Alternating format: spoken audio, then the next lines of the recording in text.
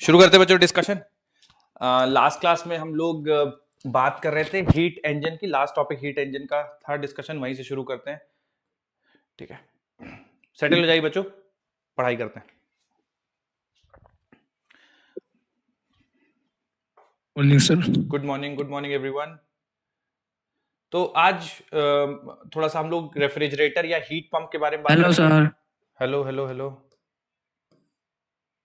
Good morning sir. Very good morning. Good morning sir. Very good morning, good morning. तो बच्चों आज second law of thermodynamics, Carnot cycle और heat engine, refrigerator, ये सारा discussion होगा और फिर इनपी बेस्ड कुछ सवाल करेंगे। ठीक है, तो चलिए शुरू करते हैं। प्रणाम गुरुजी। जय हो जय हो जय हो। Good morning sir. Very good morning.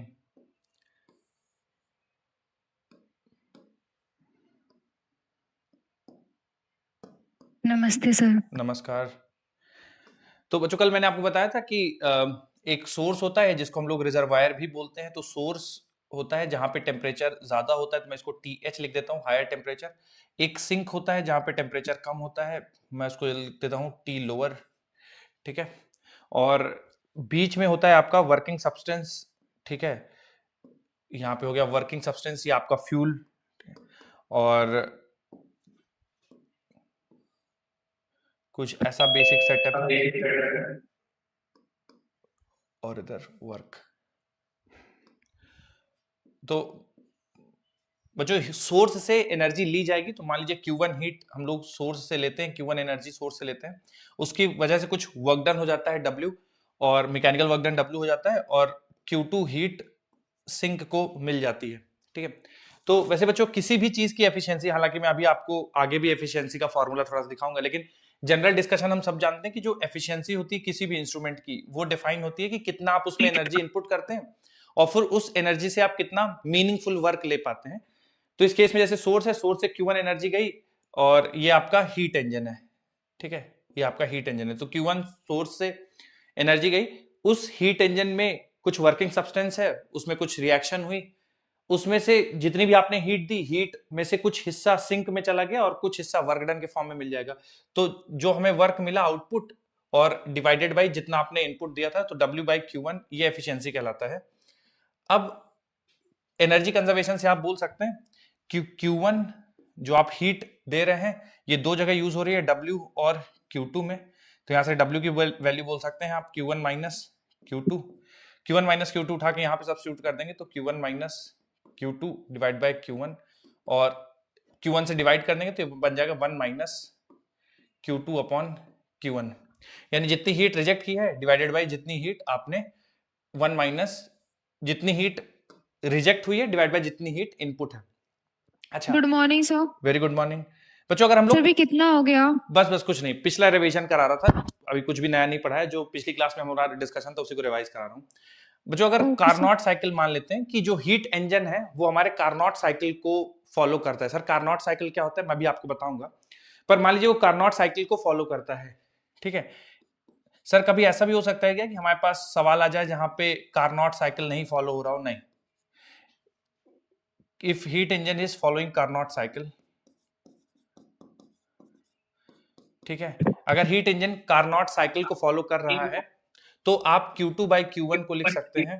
Q2/Q1 बराबर हो जाएगा, Q2 देखिए सिंक में हीट जा रही है तो T lower upon T higher. ठीक है, और यहाँ वैल्यू सब्स्टिट्यूट कर दीजिएगा, तो जो एफिशिएंसी की वैल्यू बन जाएगी that will be 1 minus T lower upon T higher.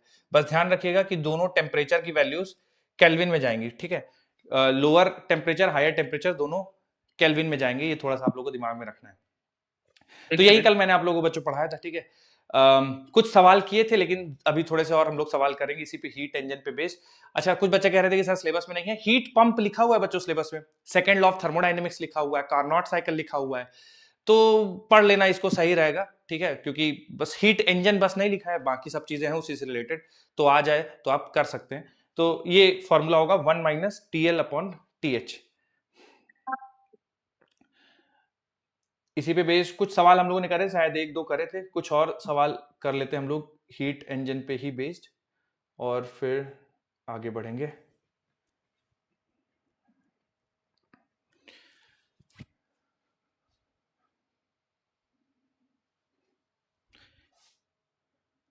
करिए बच्चों सवाल और आंसर बताइए।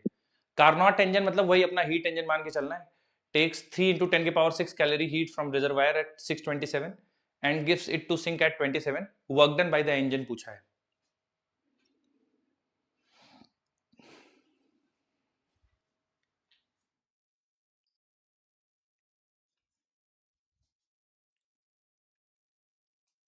जिनका भी बच्चों आंसर आ जाए बता दीजिएगा।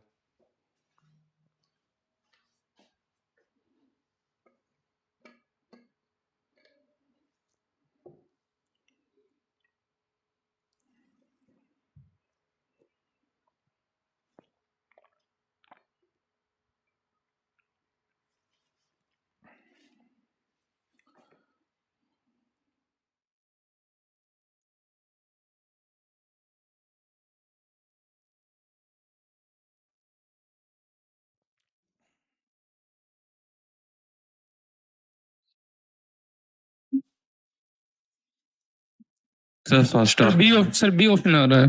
मतलब फर्स्ट सेकंड थर्ड फोर्थ कौन सा? Second 8.4 into 10 power 6 joule.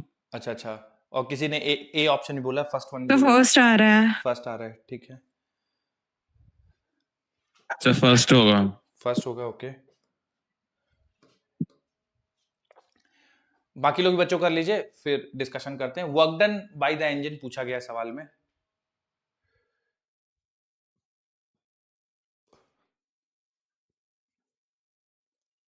और बच्चों किसी का आंसर आया, कोई बताना चाहे तो फील फ्री। बी ऑप्शन आया सर। सेकंड सेकंड वाला, ऑप्शन आया तो sir. Work by Yes, sir. Q1 को इक्वल कर देंगे TL अपॉन TH के। ओके।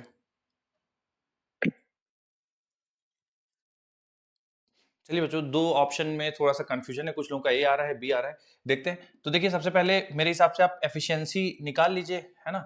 एफिशिएंसी होगा कितना वर्क किया है डिवाइड बाय कितनी हीट सप्लाई की गई है। बी आ रहा है सर। ओके, सेकंड आ रहा है, ठीक है। तो हीट सप्लाई की गई है 3 into 10 के पावर 6 और आपसे वर्क डन पूछ लिया गया है कितना होगा। तो एफिशिएंसी का फॉर्मूला होता है 1 minus T L upon T H. तो 1 माइनस टी एल, लोअर है बच्चों सिंक 27 डिग्री सेल्सियस, मतलब हो जाएगा 300 केल्विन, और ये हो जाएगा तो 1200 केल्विन हो जाएगा, ठीक है ना बच्चों। ये 273, सॉरी सॉरी क्या लिख रहा हूँ, सॉरी, 600 और ये 900 हो जाएगा ना बच्चों। Yes sir, yes sir. हाँ, ये 301 माइनस 300 बटे 900, तो ये एफिशिएंसी हो जाएगी। और ये 1 माइनस 1/3 बचेगा, तो ये बन जाएगा 2/3। और ये W अपॉन 3 into 10 के पावर 6, तो 3 से 3 कैंसिल हो जाएगा, W की वैल्यू आ जाएगी 2 into 10 के पावर 6। इतना कैलोरी वर्क होगा। तो कैलोरी को आप जूल में कन्वर्ट करना पड़ेगा, तो 4.2 से मल्टीप्लाई करना पड़ेगा, तो 8.4 into 10 के पावर 6 जूल आंसर आ जाएगा। बच्चों बी आ रहा है, कुछ लोगों का ए भी आ रहा था, Yes, sir. थोड़ा सा देखिए। Yes sir, option B. कहाँ गड़बड़ हुई बच्चों जिनका ए आ रहा था, थोड़ा बताइए मुझे। अगर आपको लग रहा है मैंने कुछ गड़बड़ करी है तो भी 1 से माइनस नहीं गया था। अच्छा अच्छा, ओके ओके।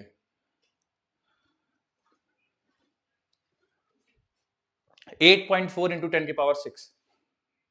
नहीं सर, दूसरे तरीके से निकाला सर। पहले Q1 upon Q2 is equal to Q1 upon Q2 से निकाल के Q2 की वैल्यू निकाल ली सर। हाँ फिर हाँ Q1 हाँ, में से Q2 को माइनस कर बिल्कुल दिया। ठीक है, बिल्कुल ठीक है।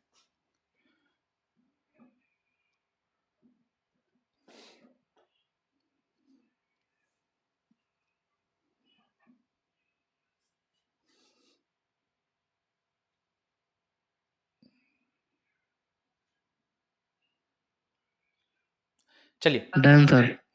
अगला सवाल लगा रहा हूं बच्चों, सेम कॉन्सेप्ट पे ही बेस्ड है। मतलब हीट इंजन कार्नोट साइकिल इसी पे बेस्ड है। थोड़ा सा देखिए सवाल और पढ़िए, बताइए। रिवर्सिबल हीट इंजन मतलब जो हीट इंजन बच्चों अभी हम लोगों ने पढ़ा है, कार्नोट रिवर्सिबल हीट इंजन, जिसकी एफिशिएंसी आपका फॉर्मूला पढ़ा है, उसी के बारे में बात कर रहे हैं। तो आप कंफ्यूज मत हो जाइएगा कि सर ये क्या है, नया चीज है। जो पढ़ा है हीट इंजन, उसी के बारे में बात हो रही है। तो कह रहा है उसकी एफिशिएंसी हाईएस्ट होगी at minus 273 degree Celsius temperature of cold reservoir.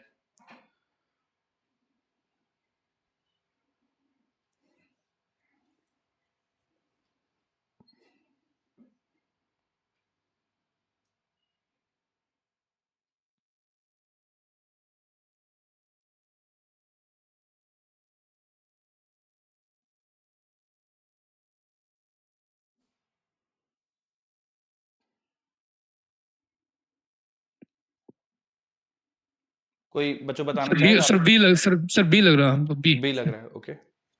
बाकी लोग बच्चों, अच्छा पहले वाले स्टेटमेंट के बारे में बता दीजिए, पहला वाला क्या लग रहा है आपको? ट्रू लग रहा है, फॉल्स लग रहा है? पहला वाला ट्रू लग रहा है सर, सही है सर। ट्रू लग रहा है सर। ट्रू लग रहा है, ठीक सही है। है। हाँ, बात सही है बच्चों, क्योंकि देखिए एफिशिएंसी का फॉर्मूला होता है 1 minus T lower upon T higher, ठीक है, लोअर डिवाइड बाय हायर। तो लोअर टेम्परेचर आप -273 रख देंगे डिग्री सर मुझे सेल्सियस। सी लग रहा है इसका आंसर। अच्छा सी लग रहा है, ओके। तो 1 माइनस टी लोअर रखेंगे तो बच्चों देखिए इसकी एफिशिएंसी 1 हो जाएगी, और 1 एफिशिएंसी हाईएस्ट होती है, तो -273 डिग्री सेल्सियस यानी 0 केल्विन पे एफिशिएंसी मैक्सिमम होगी, 1 होगी, ठीक है। तो पहला स्टेटमेंट तो ट्रू है। दूसरा स्टेटमेंट कह रहा है efficiency of Carnot's engine depends not only on temperature of cold reservoir but it depends on temperature of the hot reservoir too, and it is given by this formula. तो जो second statement है उसमें बोल रहा है कि इस फार्मूले की मदद से आप एफिशिएंसी देते हैं, और वो कोल्ड रिजर्वायर और हॉट रिजर्वायर दोनों के टेम्परेचर पर डिपेंड करता है। बिल्कुल स्टेटमेंट ये भी ट्रू है। और बच्चों हम लोग ये जो कंक्लूड कर पा रहे हैं ना कि एफिशिएंसी मैक्सिमम होगी 1 होगी, वो इसी फार्मूले का यूज करके ही तो कर पा रहे हैं कि हाईएस्ट एट माइनस, तो हम इसी को यूज करके तो बोल पा रहे हैं ना कि ये होगा। तो दोनों ट्रू हैं, ठीक है, और करेक्ट एक्सप्लेनेशन भी है। तो मेरे हिसाब से बी ही होना चाहिए। हाँ, किसी और को कुछ लग रहा है, मेरे से पूछना चाहते हैं, करना चाहते हैं डिस्कशन, तो बताइए। दोनों स्टेटमेंट्स ट्रू हैं बच्चों, और रीजन करेक्टली एक्सप्लेन कर रहा है। वो फॉर्मूला ही है जिसकी वजह से हम लोग बोल पा रहे हैं कि efficiency of reversible heat engine will be highest eight -273 degree Celsius of cold reservoir.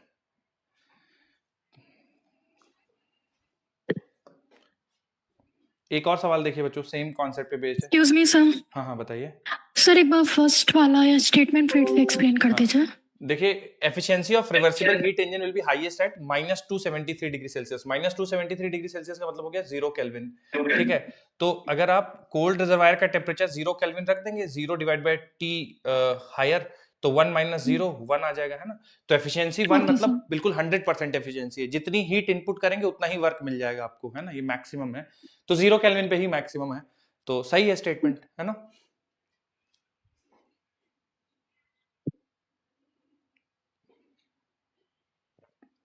अगला सवाल बच्चों देखिए जरा, बताइए।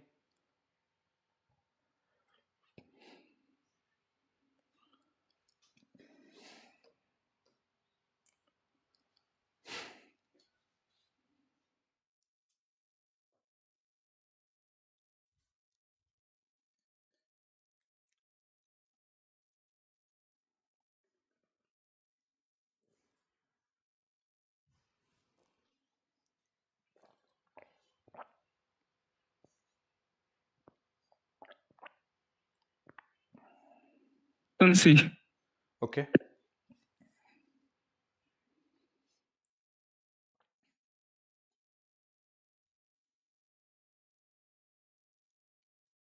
कुछ और किसी का आ गया हो बताना चाहें आंसर तो बता सकते हैं।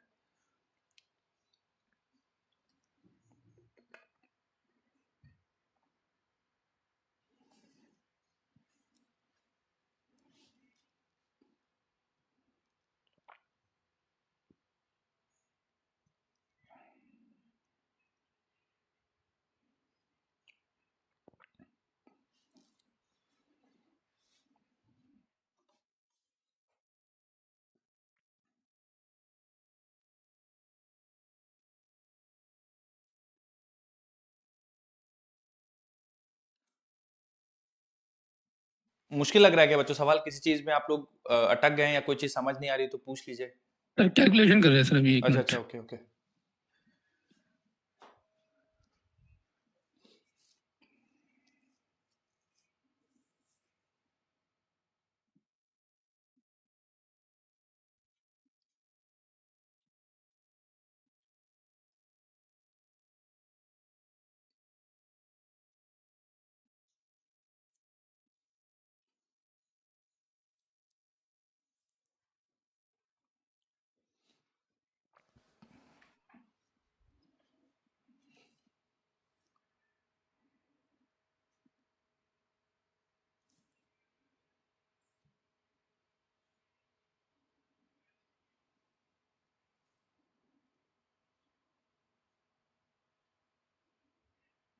Sir third option, C okay option. Okay,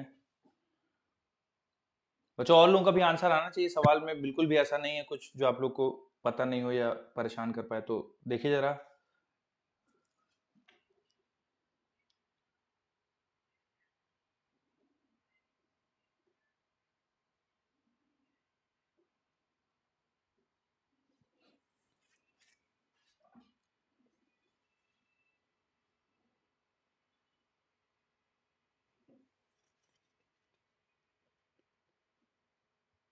चलिए अच्छा मैं The सॉल्व first करता option. हूँ। फर्स्ट ऑप्शन आ रहा है, ओके Yes, sir. ठीक है। बच्चों देखिए थोड़ा सा करते हैं, हो सकता है कि कोई चीज आप लोगों को परेशान कर रही हो। Carnot engine with efficiency 50% take heat from source at 600 kelvin. तो एफिशिएंसी 50% है बच्चों, तो एफिशिएंसी मतलब 0.5 बराबर 1 माइनस टी लोअर यानी सिंक का टेम्परेचर अपॉन टी हायर यानी सोर्स का टेम्परेचर 600।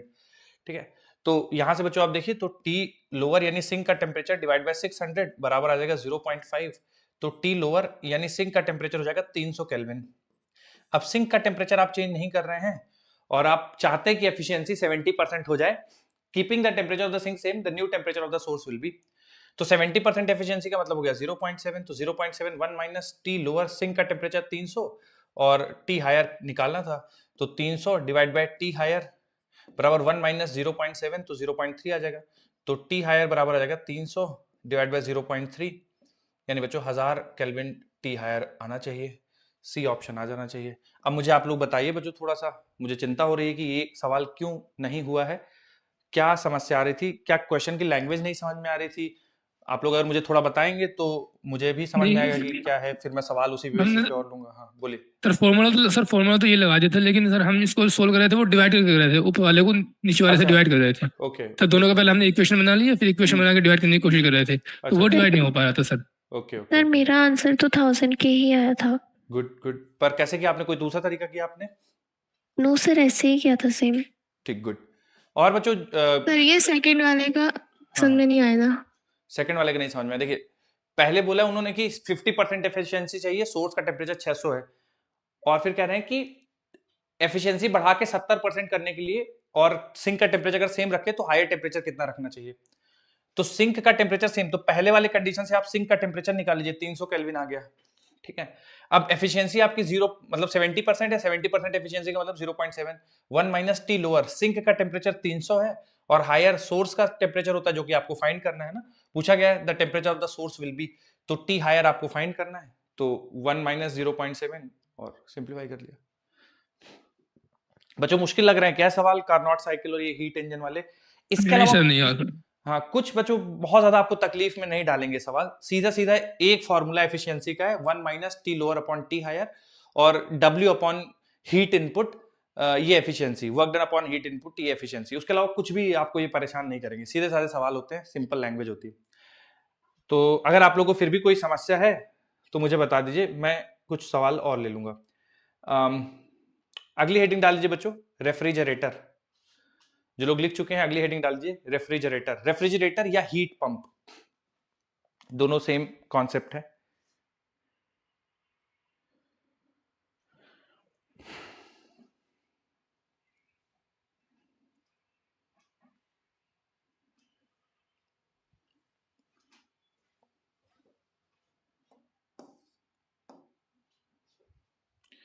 रेफ्रिजरेटर,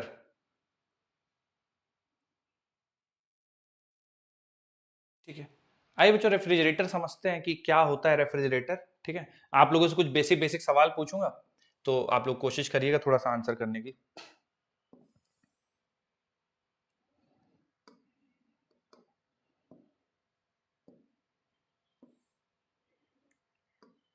तो ये बच्चों कोल्ड रिजर्वायर है, मतलब टेम्परेचर, ये कोल्ड रिजर्वायर है, कोल्ड रिजर्वायर, और इसका टेम्परेचर टी लोअर ले लेंगे, कोल्ड है। और ये हॉट रिजर्वायर है, हॉट रिजर्वायर, तो इसका टेम्परेचर हम लोग टी एच ले लेंगे, hot reservoir. Cold reservoir T L, hot reservoir T H, और ये आपका बीच में रेफ्रिजरेटर है। ठीक है, अब बच्चों रेफ्रिजरेटर क्या करता है, जैसे कोल्ड रिजर्वायर हो गया, रेफ्रिजरेटर के अंदर का टेम्परेचर, हॉट रिजर्वायर सराउंडिंग का टेम्परेचर। तो रेफ्रिजरेटर कहां से हीट लेके बच्चों कहां हीट रिजेक्ट करेगा? वो कोल्ड रिजर्वायर से हीट लेता है और हॉट रिजर्वायर की तरफ बिल्कुल वो उसे डाल देता है। बिल्कुल। तो मान लीजिए Q1 amount of heat cold reservoir से ली गई है और उसमें से Q2 amount of heat hot reservoir यानी सराउंडिंग को रिजेक्ट कर दिया गया है। अच्छा बच्चों देखिए, अभी हम लोग सेकेंड लॉ पढ़ेंगे। अगर आप कोल्ड रिजर्वायर मतलब लोअर टेम्परेचर से हायर टेम्परेचर में हीट ट्रांसफर करना चाहते हैं तो वो खुद ब खुद नहीं होगी, उसके लिए आपको कुछ एक्सटर्नल मदद की लेनी पड़ेगी। तो इसीलिए रेफ्रिजरेटर जब तक इलेक्ट्रिसिटी से प्लग इन होता है तभी तक वो कोल्ड रिजर्वायर से हॉट रिजर्वायर को हीट रिजेक्ट कर पाता है। अगर आप इलेक्ट्रिसिटी से पावर सप्लाई बंद कर देंगे तो फिर ये फंक्शन होना भी बंद हो जाएगा। कोई भी हीट जो है वो लोअर से हायर खुद ब खुद नहीं जाती। लोअर से हायर अगर आपको भेजना है तो कुछ एक्सटर्नल हेल्प लेना पड़ेगा। तो एक्सटर्नल हेल्प रेफ्रिजरेटर में मोटर होती है जो इलेक्ट्रिसिटी कंज्यूम करती है। तो मान लेते हैं W amount of heat consume कर रहा है रेफ्रिजरेटर, ठीक है। तो यहां पे जो रेफ्रिजरेटर के लिए हम लोग एफिशिएंसी नहीं डिफाइन करते हैं, ठीक है। रेफ्रिजरेटर में हम लोग डिफाइन करते हैं कोफिशिएंट ऑफ परफॉर्मेंस, ठीक है। तो बच्चों देखिए आपके पास 3 यूनिट है, आपको कोफिशिएंट ऑफ परफॉर्मेंस डिफाइन करना है, ठीक है। तो कोफिशिएंट ऑफ परफॉर्मेंस थोड़ा सा मैं आपको समझाता हूं कैसे आप मेजर करेंगे कि कोई रेफ्रिजरेटर अच्छा काम कर रहा है या नहीं कर रहा। तो गिवन वर्क के लिए कितना हीट रिजर्वायर से लेता है, ठीक है। तो जैसे Q1 अमाउंट ऑफ हीट ली जा रही है कोल्ड रिजर्वायर से और W अमाउंट ऑफ वर्क हो रहा है ना, इलेक्ट्रिसिटी W खर्च हो रही है और Q1 अमाउंट ऑफ हीट ले रहा है। तो कोफिशिएंट ऑफ परफॉर्मेंस डिफाइन किया जाता है Q1 डिवाइडेड बाय W, ये कहलाता है कोफिशिएंट ऑफ परफॉर्मेंस। Q1 जितनी हीट ली गई per unit work done, per unit work done कितनी हीट ले रहे हैं हम लोग रिजर्वायर से, कोल्ड रिजर्वायर से, वो इसका कोफिशिएंट ऑफ परफॉर्मेंस कहलाता है। अब एनर्जी कंजर्वेशन से फिर से यहाँ पे आप देख सकते हैं कि Q1 में अगर आप W जोड़ देंगे इतनी अमाउंट ऑफ हीट रिजेक्ट हो रही है, ठीक है। तो W को अगर हम लोग रिप्लेस करके Q1 Q2 के टर्म्स में लिखना चाहें तो Q1 एज इट इज रहेगा और W को हम लोग लिख सकते हैं Q2 minus Q1, Q2 minus Q1, ठीक है। अगर अब ये मान लेते हैं बच्चों कि रेफ्रिजरेटर जो है वो कार्नोट साइकिल को फॉलो करता है तो Q1, अगर ये जो रेफ्रिजरेटर है कार्नोट साइकिल को फॉलो करता है तो Q1 की जगह हम लोग लिख सकते हैं TL और Q2 को लिख सकते हैं बच्चों हम लोग TH। तो ये जगह TH माइनस TL, ये आपका कहलाता है coefficient of performance in terms of temperature, ठीक है। तो नोट कर लीजिए बच्चों क्या होता है कोफिशिएंट ऑफ परफॉर्मेंस और कोफिशिएंट ऑफ परफॉर्मेंस का formula in terms of temperature TL upon TH minus TL। फिर सवाल करते हैं।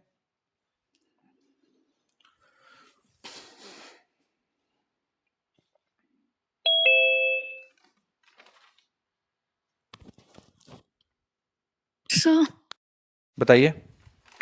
सर ये एफिशिएंसी नहीं है ना? नहीं, ये एफिशिएंसी नहीं है, कोफिशिएंट ऑफ परफॉर्मेंस एफिशिएंसी नहीं है। ओके।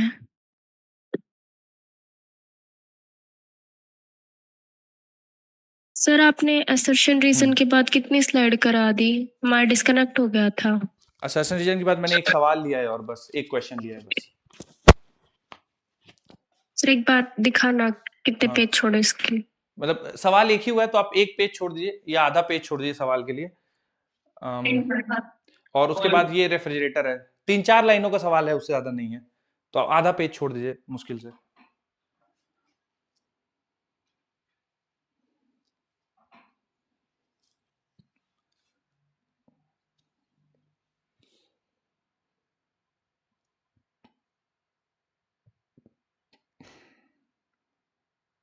बच्चों लिख लीजिएगा तो बताइएगा, सवाल करेंगे रेफ्रिजरेटर पे।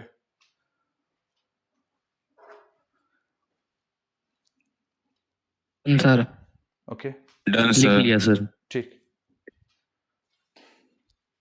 सर यहाँ पे भी वो रेशियो लगेगा Q1 upon Q2 is equal हाँ टू?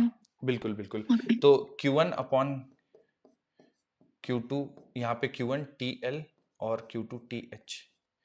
जब भी कार्नोट साइकिल वैलिड होगा तभी बोल पाएंगे Q1 upon Q2 it is equal to TL upon TH। मतलब जो भी आपका रेफ्रिजरेटर है हीट इंजन अगर वो कार्नोट साइकिल को फॉलो कर रहा है तभी हम ये Q1 अपॉन Q2 बराबर TL अपॉन TH बोल पाएंगे।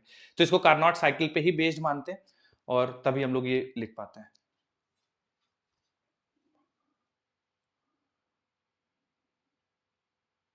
लिख लिया सर। ठीक।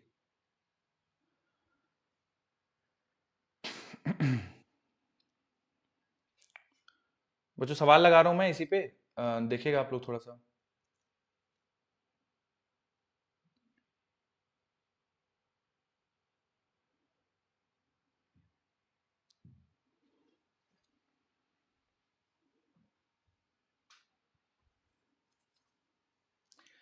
Assuming that the refrigerator cycle is reversible, मतलब वही बच्चों कार्नॉट साइकिल है, reversible Carnot cycle, heat losses नहीं है कहीं पे भी। तो बताना है the heat delivered to surrounding for every joule of work done कितना होगा।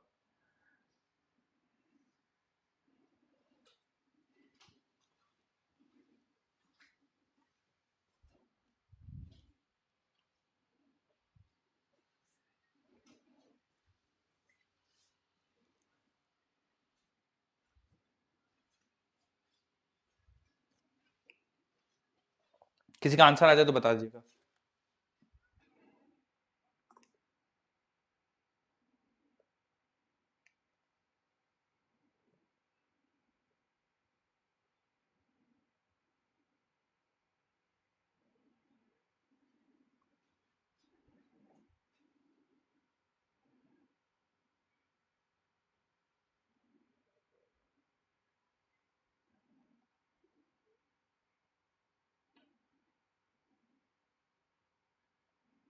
फोर 4.72 आ रहा है 4.72 ओके।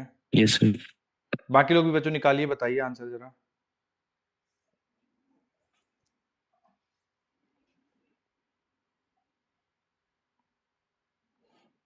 फोर 4.7 के पास आ रहा है। 4.7 ठीक है। Yes sir.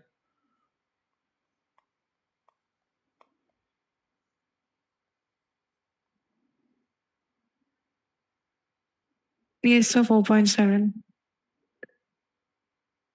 4.7। ठीक, चलिए मैं समझाता हूँ बच्चों थोड़ा सा, इसमें करते हैं सॉल्व। कह रहा है temperature inside and outside of refrigerator are this much, assuming that the refrigerator cycle is reversible, calculate the heat delivered to the surrounding for every cycle of work done। ठीक है, तो बच्चों हम लोग जो कोफिशिएंट ऑफ परफॉर्मेंस डिफाइन करते हैं वो डिफाइन करते हैं Q1 यानी कितनी हीट एब्जॉर्ब कर रहा है divide by W, it will be equal to TH minus TL। तो यहाँ पे TL का वैल्यू है 260, ठीक है, और TH है 315 माइनस 260, तो 40 15 55, ठीक है। देखिए बच्चों कैलकुलेशन आप लोग भी देखते रहिएगा। तो Q1 अपॉन W बराबर 260 डिवाइड बाय 55। अब क्या पूछा है, calculate the heat delivered to the surrounding. तो heat input the temperature inside outside ये given है, assuming that the refrigerator cycle is reversible, calculate the heat delivered to the surrounding for every joule of work done। तो बच्चों W की value 1 मान लेते हैं, है ना, every joule of work done तो 1 होगा, और ये 260 डिवाइड बाय 55, तो Q1 की वैल्यू आ जाएगी 260 डिवाइड बाय 55, और Q2 बराबर होगा heat projected outside, it will B Q1 plus W। तो Q1 का वैल्यू है 260 बाई 55 और W की वैल्यू है 1, तो यह आ जाएगा 55, और 260 में 55 जोड़ेंगे तो 300 और 15 355 315, ठीक है। तो कितना आ रहा था बच्चों, आप लोगों का कितना आ रहा था? सर 260 अपॉन 50 तक 55 तक करा था sir solve. Yes sir 260 upon 55 कर दिया था। Yes, sir. ये नहीं किया था सर Q2। अच्छा ओके ओके, आप लोग यहां तक पहुंचे थे 260 बाई 55 तक। Yes sir yes Yes, sir. sir. Okay Yes, sir. अच्छा बच्चों ये Q1 क्या है, आप में से कोई बताना चाहेंगे? Delivered heat given. Sir Q2 है सर, ये जो हीट डिलीवर की जाएगी बाहर की, सर हाँ। W प्लस Q1 हो जाएगी। हाँ Yes, देखिए sir. बच्चों जो Q1 है ना, मैं एक बार आपको वापस से दिखाता हूँ। जो Q1 है वो कोल्ड रिजर्वायर से रेफ्रिजरेटर हीट ले रहा है, Q2 रिजेक्ट कर रहा है सराउंडिंग में। अब सवाल फिर से पढ़ते हैं कि वो Q1 में इंटरेस्टेड है या Q2 में इंटरेस्टेड है। तो सवाल में बोला गया है calculate the heat delivered to the surrounding, तो heat taken from cold reservoir नहीं पूछा है, heat delivered to the surrounding for every joule of work done. तो heat delivered to the surrounding बच्चों ये आएगा 315 बाय 55। किसी को कुछ कंफ्यूजन है तो पूछ लीजिए कि ये क्यों नहीं हो सकता है, ये क्यों है, अगर समझ में आ गया तो लिख लीजिए, कुछ पूछना सर चाहते तो एक पूछिए। चीज पूछनी थी। बोलिए बोलिए। सर ये T लोअर 55 के लिए है। टी लोअर 55 नहीं लिया है, टी लोअर 260 लिया है, टी लोअर 260, और फिर अच्छा वो माइनस करके हाँ माइनस करके है वो। Okay sir 260 divide by 315 minus 260।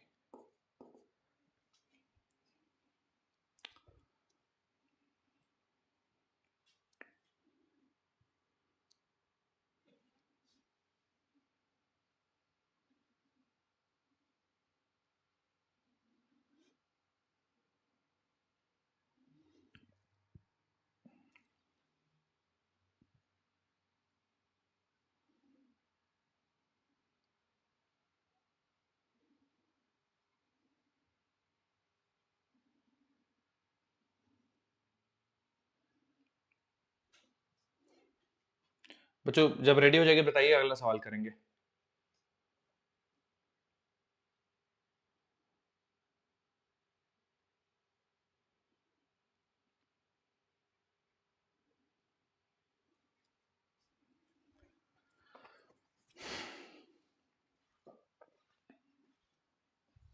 Sir okay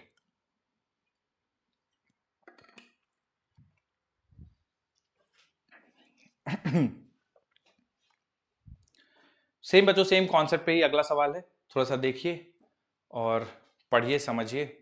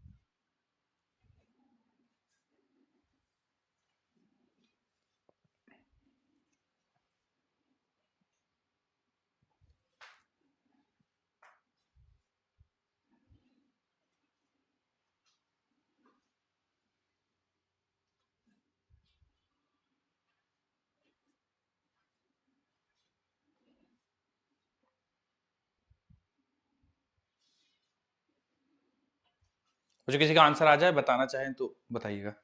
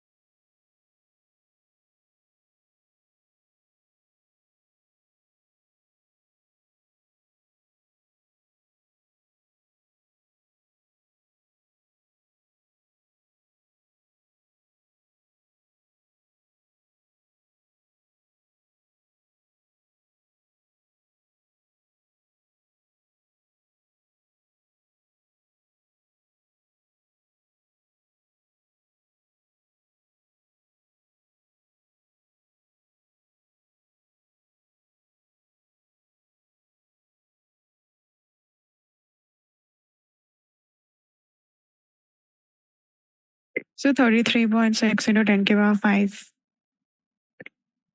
okay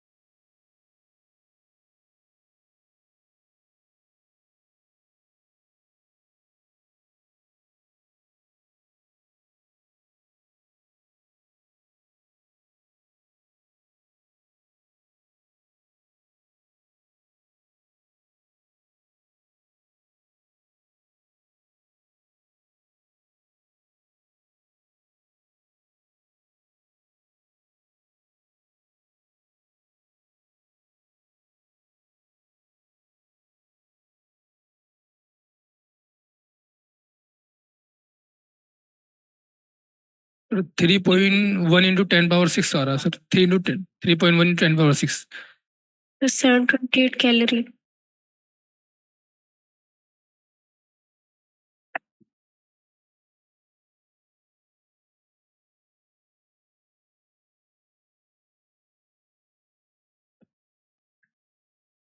पर 3.1 into 10 power 6 जूल।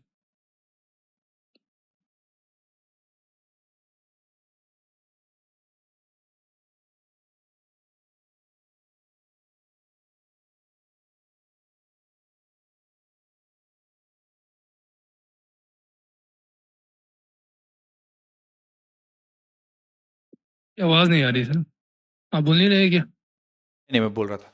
हाँ, हीट रिजेक्टेड पहले सबसे पहले निकालेंगे बच्चों की सवाल में हीट रिजेक्टेड। ठीक है, तो हीट रिजेक्टेड के लिए जितना मास ऑफ वाटर है, ठीक है, m into latent heat of fusion, जो कि सवाल में दिया गया है 3.4 इंटू 10 के पावर 6 10 के पावर 5, तो ये बन जाएगा 3.4 इंटू 10 के पावर 7। इतने जूल हीट रिजेक्ट करनी पड़ेगी रेफ्रिजरेटर को। ठीक है, अब हमें सराउंडिंग का मतलब जो कोल्ड रिजर्वायर है उसका टेम्परेचर 0 डिग्री सेल्सियस और सराउंडिंग का टेम्परेचर 27 डिग्री सेल्सियस दिया हुआ है। तो कोफिशिएंट ऑफ परफॉर्मेंस लिखते हैं, जो कि होता है work done divided by heat, sorry 3.7 into 10 power 8 आया सर। अच्छा, final answer sir okay. Coefficient of performance बच्चों हम लोगों ने निकाला था कि कितनी हीट वो एक्सेप्ट करेगा, ठीक है, डिवाइडेड बाय W। तो एक्चुअली सॉरी, ये बच्चों हीट रिजेक्टेड नहीं है, ये हीट जो कोल्ड रिजर्वायर से लेगा, ये मतलब ये Q1 है। ठीक है, ये Q1 की वैल्यू है। इतनी हीट 0 डिग्री सेल्सियस पे पानी है, अगर फ्रीजर से इतनी हीट निकाल ली जाएगी तो 0 डिग्री सेल्सियस का जो पानी है वो 0 डिग्री सेल्सियस का आइस बन जाएगा। तो कोल्ड रिजर्वायर से इतनी हीट ली जाएगी। ठीक है, और कोफिशिएंट ऑफ परफॉर्मेंस होता है Q1 अपॉन W, यानी वर्क डन और कितनी हीट कोल्ड रिजर्वायर से ली जा रही है, ये बराबर हो जाता है TL lower temperature divide by T higher minus T lower. तो लोअर टेम्परेचर बच्चों हमारे पास 0 डिग्री सेल्सियस है, यानी 273 केल्विन हो जाएगा, 273 केल्विन, और T हायर हमारे पास 27 डिग्री सेल्सियस है, तो 300 माइनस T लोअर 273, तो ये आ जाएगा 273 डिवाइड बाय 27। ठीक है, तो बच्चों Q1 अपॉन W बराबर हो जाएगा 273 डिवाइड बाय 27, और यहां से हमें किसकी वैल्यू निकालनी है, वर्क डन निकालना है, तो वर्क डन हो जाएगा 27 डिवाइड बाय 273 टाइम्स Q1 की वैल्यू है 3.4 इंटू 10 के पावर 7। तो बच्चों जब आप इसको सिंप्लीफाई करेंगे, देखिए इसको मैं अप्रॉक्स 10 मान लेता हूं, है ना, 27, और इसको 10 टाइम्स करेंगे तो 270 आएगा, ये 270, तो इसको अप्रॉक्स 10 मान लेता हूं, तो ये एक 10 इधर से ले जाएगा, तो ये बन जाएगा 3.4 इंटू 10 के पावर 6। ठीक है, मतलब 3 पॉइंट थोड़ा सा, ये 3.4 से हल्का सा कम वैल्यू आएगा, और 10 के पावर, सॉरी 10 के पावर 7 नहीं, ये 10 बचेगा नीचे तो कैंसिल हो जाएगा, 10 के पावर 6 ही रहेगा। Yes, sir, 10 के पावर 6. ये हाँ, सही 10 है के, आंसर। हाँ, तो 3.4 के आसपास वैल्यू, हल्का सा 3.4 से कम, और इंटू 10 के पावर 6। Accurate 3.3 आ रहा है. ओके, तो ये होगा बच्चों आंसर, वर्क डन इतना होगा। नोट कर लीजिए, किसी को कुछ डाउट है तो पूछ लीजिए। सर कैलकुलेशन में टाइम लग गया है। हाँ हाँ, पर कैलकुलेशन में, हाँ। अच्छा सर आखिरी में सर, और सब आ गया था। ठीक है ठीक है ठीक है, ओके।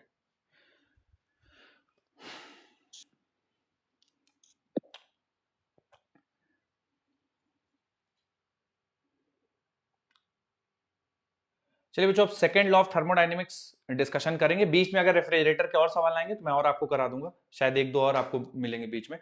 बाकी आप लोग जो लिख चुके हैं अगली हेडिंग डाल दीजिए, या अभी हेडिंग मत डालिए, limitations of first law of thermodynamics लिखिए। अगली हेडिंग डालिए बच्चों, limitation of first law of thermodynamics. और मैं आप लोगों से जानना चाहता हूं कि फर्स्ट लॉ ऑफ थर्मोडायनेमिक्स की लिमिटेशन क्या क्या है, कोई बताना चाहे अगर आप में से, फर्स्ट लॉ ऑफ थर्मोडायनेमिक्स की लिमिटेशन क्या है, किसी को कुछ याद आ रहा हो? सर ये प्रोसेस की फिजिबिलिटी को नहीं बता। प्रोसेस की फिजिबिलिटी को नहीं बता पाता, बहुत सर इंटरेस्टिंग, स्पॉन्टेनिटी को नहीं बताता है सर, किसी स्पॉन्टेनिटी प्रोसेस को की। नहीं बताता है, बिल्कुल बिल्कुल सही बात है, बिल्कुल। और कोई कुछ बच्चों को बताना चाहिए? एक तो बहुत बढ़िया पॉइंट है कि सर ये प्रोसेस के बता नहीं पाता है कि प्रोसेस होगा या नहीं होगा, बहुत वैलिड पॉइंट है। और कोई कुछ बताना चाहे बच्चों, और कोई ड्रॉबैक जो फर्स्ट लॉ ऑफ थर्मोडायनेमिक्स से आप लोग अगर, ठीक है। तो लिमिटेशन डिस्कशन करने से पहले थोड़ा सा बच्चों हम लोग बात कर लेते हैं कि फर्स्ट लॉ ऑफ थर्मोडायनेमिक्स का फायदा क्या है। ठीक है, लिमिटेशन से पहले थोड़ा सा फायदा कर लेते हैं। तो देखिए, फायदा तो हमें ये पता है कि dq बराबर du प्लस dw। ठीक है, तो एनर्जी कंजर्वेशन पे बेस्ड है, तो अगर कहीं पे भी एनर्जी किसी भी फॉर्म में कन्वर्ट हो रही है तो हम बता सकते हैं कि कौन सी एनर्जी कितने फॉर्म में कैसे कन्वर्ट हो रही है, वो पता कर सकते हैं, ठीक है।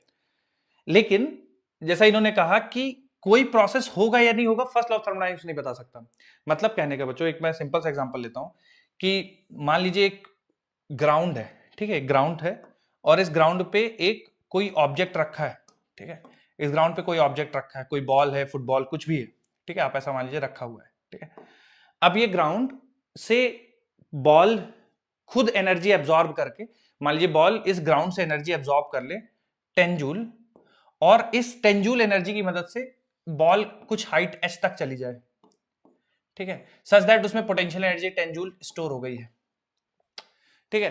तो फर्स्ट लॉ ऑफ थर्मोडायनेमिक्स इस चीज को मना नहीं करेगा। According to first law of thermodynamics, ठीक है, 10 जूल एनर्जी ली बॉल ने और उस 10 जूल एनर्जी को पोटेंशियल एनर्जी के फॉर्म में कन्वर्ट कर लिया, कि बॉल रखी थी ग्राउंड पे, खुद एनर्जी एब्जॉर्ब करी ग्राउंड से और खुद एक हाइट में चली गई, सच दैट उसकी पोटेंशियल एनर्जी 10 जूल हो गई।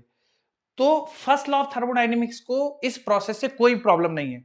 फर्स्ट लॉ ऑफ थर्मोडायनेमिक्स बोलेगा कि एनर्जी कंजर्व है ना, जितनी एनर्जी ली है उतनी पोटेंशियल एनर्जी में कन्वर्ट हुई, कोई प्रॉब्लम नहीं है। पर आप सबको पता है कि ये प्रोसेस फिजिबल नहीं है। ये नहीं ऐसा हो सकता कि बॉल खुद ब खुद एनर्जी ग्राउंड से एब्जॉर्ब करे और एक हाइट पे चली जाए, ऐसा पॉसिबल नहीं हो सकता, ठीक है। तो ये प्रोसेस फिजिबल नहीं है। ये कौन बताएगा? फर्स्ट लॉ ऑफ थर्मोडायनेमिक्स की जानकारी नहीं देता। फर्स्ट लॉ ऑफ थर्मोडायनेमिक्स को कोई प्रॉब्लम नहीं है जब तक कि एनर्जी कंजर्व है।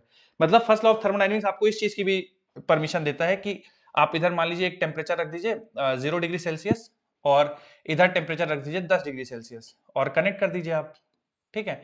अब फर्स्ट लॉ ऑफ थर्मोडायनेमिक्स में आप ये बोल दीजिए कि इससे 10 जूल एनर्जी चली गई और 10 जूल एनर्जी इधर मिल गई, 10 जूल एनर्जी इधर से जाकर 10 जूल एनर्जी इधर मिल गई। फर्स्ट लॉ ऑफ थर्मोडायनेमिक्स को इसमें कोई प्रॉब्लम नहीं है कि इधर से एक एनर्जी कुछ गई और इधर एनर्जी चली गई। पर ऐसा रियलिटी में फिजिबल नहीं है कि लोअर टेम्परेचर से एनर्जी हायर टेम्परेचर में चली जाए। लेकिन फर्स्ट लॉ ऑफ थर्मोडायनेमिक्स को कोई प्रॉब्लम नहीं है कि यहां से एनर्जी गई, यहां जाके जुड़ गई, एनर्जी कंजर्व है, फर्स्ट लॉ ऑफ थर्मोडायनेमिक्स की रिक्वायरमेंट पूरी है। पर रियलिटी में ऐसा नहीं होता है, लोअर टेम्परेचर से हायर टेम्परेचर की तरफ एनर्जी नहीं जाती। तो स्पॉन्टेनिटी या फिजिबिलिटी के बारे में कोई भी कमेंट नहीं करता है फर्स्ट लॉ ऑफ थर्मोडायनेमिक्स। तो ये एक बहुत बड़ा इशू है, फिजिबिलिटी के बारे में नहीं बताता कि प्रोसेस होगा या नहीं होगा, उसके बारे में कोई जानकारी नहीं देता। और time to complete the process, time of completion पे भी कोई भी बात नहीं करता है कि कितने देर में प्रोसेस होगा, उसके बारे में भी कोई डिस्कशन नहीं करता है फर्स्ट लॉ ऑफ थर्मोडायनेमिक्स, ठीक है। तो आप 2 लाइनें लिख लीजिए लिमिटेशन ऑफ थर्मोडायनेमिक्स में, मैं बोल देता हूं, लिखिए। क्या सर लिमिटेशन है इसका ये भी हो सकता है ना सर, क्योंकि मतलब ये कहता है कंजर्वेशन एनर्जी जो है वो कंजर्व रहेगी ना, तो energy can neither be created nor be destroyed. लेकिन सर हम जानते हैं कि अगर किसी मास को जो है वो स्पीड ऑफ लाइट से जो है फेंका जाए अच्छा। तो वो एनर्जी में कंजर्व एनर्जी में चेंज हो जाता है सर, ये भी। हाँ, मतलब Einstein's equation E = mc²। Yes sir, yes sir. हाँ, लेकिन न्यूटोनियन में मतलब हम अगर रिलेटिविटी वाली बात ना करें तो भी मतलब वो भी एक ले सकते हो आपकी, अगर रिलेटिविटी की बात कर ली, कोई चीज स्पीड ऑफ लाइट या उसके कंपेरेटिवली स्पीड से जा रही है तो हाँ, एनर्जी भी मास में कन्वर्ट हो सकती है, बिल्कुल। पर अभी उसको हम लोग इंक्लूड नहीं करेंगे क्योंकि हम अपने डिस्कशन में रिलेटिविटी वाली बातें नहीं करते हैं। लिखिए पहला point, first law of thermodynamics. पूरा मत लिखिएगा बच्चों, FLOT लिख लीजिएगा, ठीक है, पूरा मत लिखिएगा। First law of thermodynamics, first law of thermodynamics does not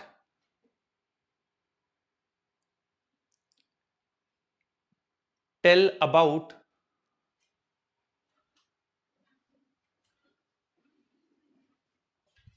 first law of thermodynamics does not tell about feasibility of a process. First law of thermodynamics does not tell about feasibility of process.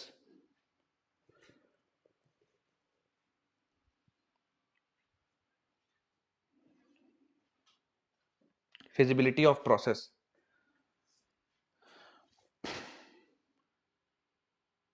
अगला point लिख लीजिए,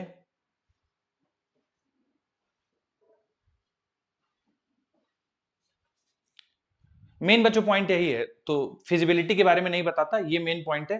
और इसी की वजह से हमारे पास जो सेकंड लॉ ऑफ थर्मोडायनेमिक्स है उसके आने का कारण यही है कि कौन सा प्रोसेस होगा या नहीं होगा वो सेकंड लॉ ऑफ थर्मोडायनेमिक्स बताता है। तो first law feasibility of the process नहीं बताता। दूसरा पॉइंट लिख लीजिए, it also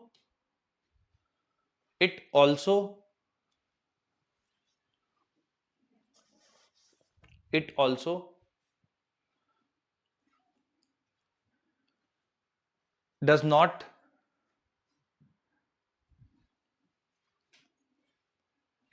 not tell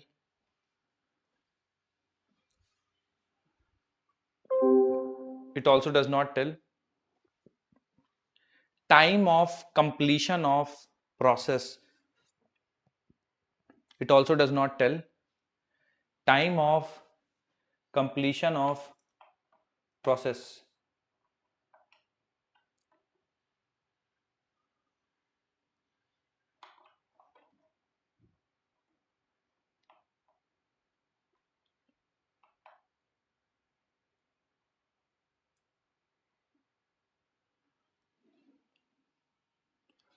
It also does not tell time of completion of process. अब बच्चों अगली हेडिंग डाल दीजिए, सेकेंड लॉ ऑफ थर्मोडायनेमिक्स। और आप में से कोई बताना चाहे, समझाना चाहे second law of hello thermodynamics? Sir. हाँ हाँ बताइए। सर रिपीट कर दीजिए। हाँ, पहला पॉइंट लिखिए। हम लोग डिस्कनेक्ट हो गए थे। कोई बात नहीं, लिखिए। लिमिटेशन लिखवा रहा हूँ, आप लिमिटेशन हेडिंग डाल दी थी आपने, limitation of first law of thermodynamics. Yes sir. लिखिए। सर पहला पॉइंट हो गया था। अच्छा, पहला पॉइंट हो गया था। दूसरा लिखिए, it does not tell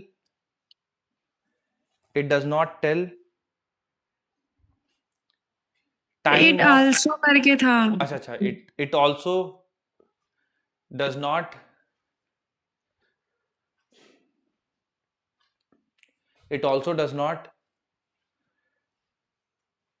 tell time of completion of process. It also does not tell time of completion of process.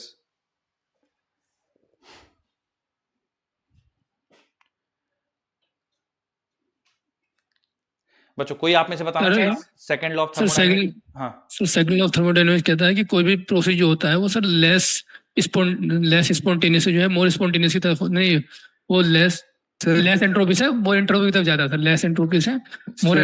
Second law of thermodynamics बोलता है कि कोई भी स्पॉन्टेनियस इरिवर्सिबल जो प्रोसेस है ना, वो एंट्रोपी मतलब ऑलवेज यूनिवर्स का इंक्रीज करता है। अच्छा सर ये नेचुरल लॉ है, और हॉटर ऑब्जेक्ट जो हीट होता है वो कूलर ऑब्जेक्ट की तरफ जाता है। सर इरिवर्सिबल प्रोसेस में चेंज इन एंट्रोपी होती है, वो हमेशा इंक्रीज करती है, रिवर्सिबल में कांस्टेंट रहती है। ओके ठीक है। काफी सारे फॉर्म्स मिल गए। एक तो जो मुझे आप सबने जो जनरल बताया फॉर्म, वो ये है कि कोई भी स्पॉन्टेनियस प्रोसेस होगा तो उसमें एंट्रोपी ऑफ द सिस्टम कभी घटेगी नहीं, डिक्रीज नहीं होगी। यही आप लोग कहना चाहते हैं? हर प्रोसेस में एंट्रोपी या तो बढ़ेगी या रिवर्सिबल प्रोसेस के लिए कांस्टेंट रहेगी। Yes sir. बाकी इरिवर्सिबल प्रोसेस के लिए बढ़ेगी। ठीक है। Yes, और sir. कोई कुछ ऐड करना चाहें बच्चों इसमें? हाँ बताइए, कोई और कुछ ऐड करना चाहेंगे?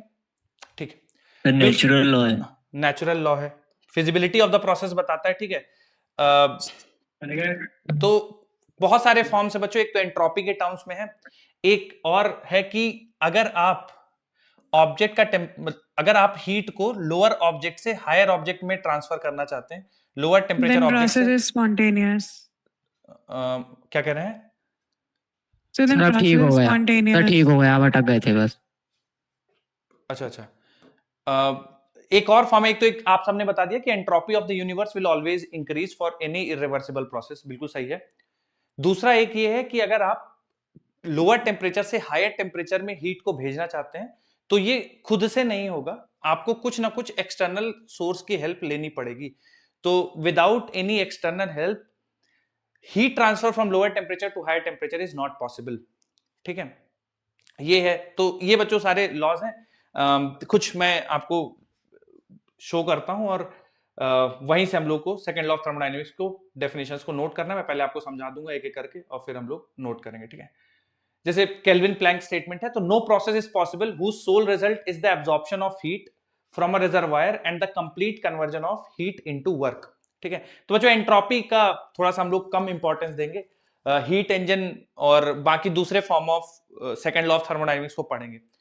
जैसे ये जो पहला स्टेटमेंट है, इसका क्या मतलब है कि जैसे कोई हीट इंजन है, ठीक है, आपने उसको कुछ हीट दी ताकि वो वर्क परफॉर्म करे, तो ऐसा कभी भी पॉसिबल नहीं होगा, कभी भी पॉसिबल नहीं होगा, ठीक है, कि वो पूरी हीट से पूरा का पूरा वर्क कर दे।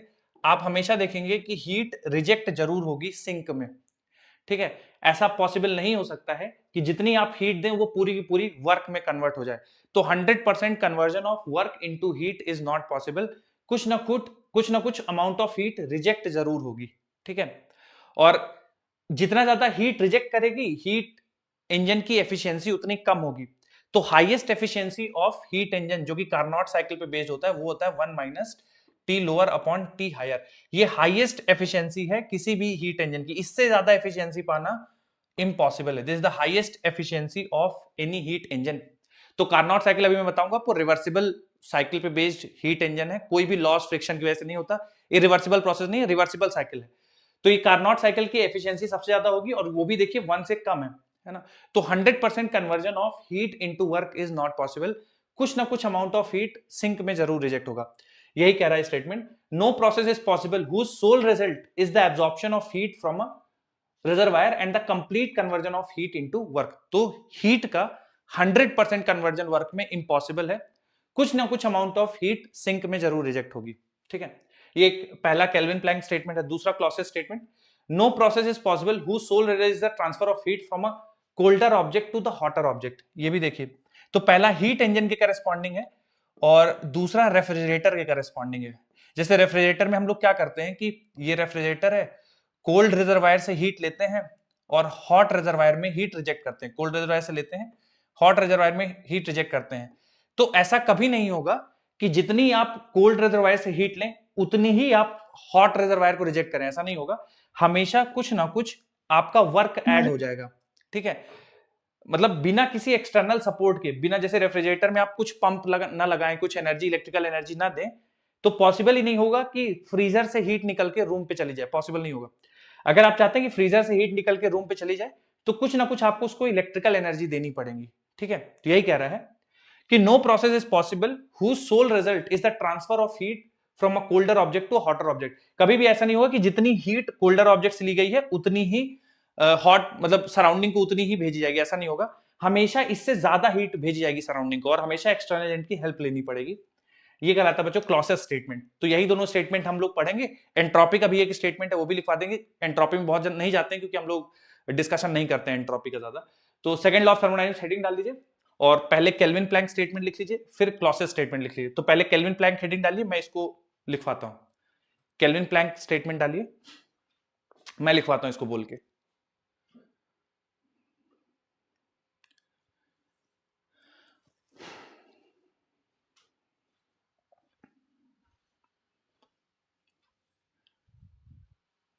मैं बोल रहा हूं, लिखिए। Complete conversion of complete conversion of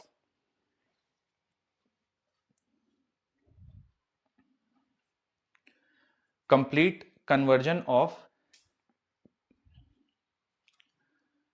complete conversion of heat into work, complete conversion of heat into work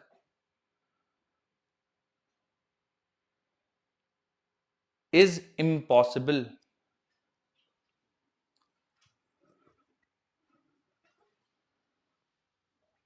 Complete conversion of heat into work is impossible.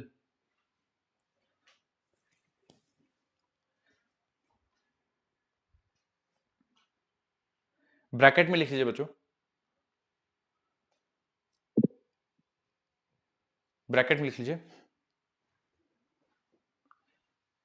there will always be there will always be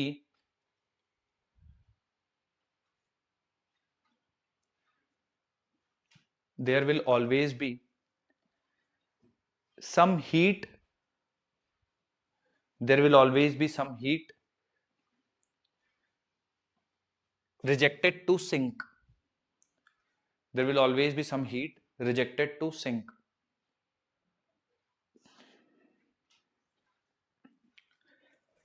there will always be some heat rejected to sink.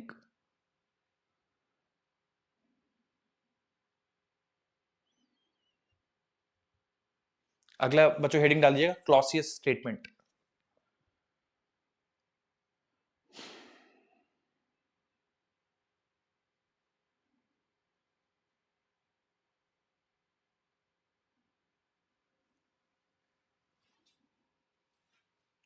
Clausius statement में बच्चों मैं बोलूंगा, आप लोग ये मत लिखिएगा, मैं बोलता हूं।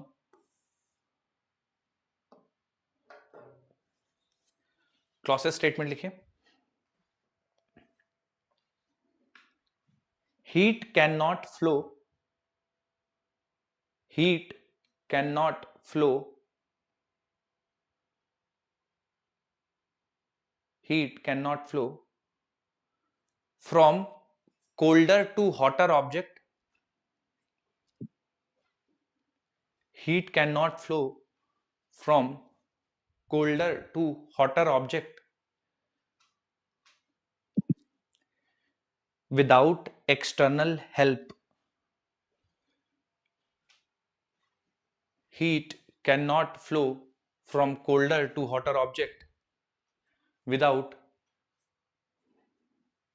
external help.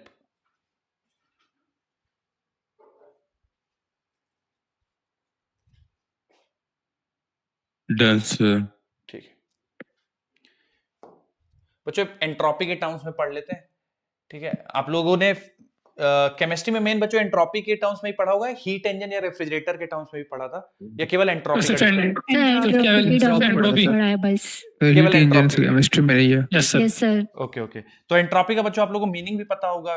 एंट्रोपी क्या यस होती है? सर, जैसे कोई आपसे पूछ रहा है। रैंडमनेस डिग्री ऑफ पार्टिकल का रैंडमनेस। बिल्कुल, बहुत ही- रैंडमनेस।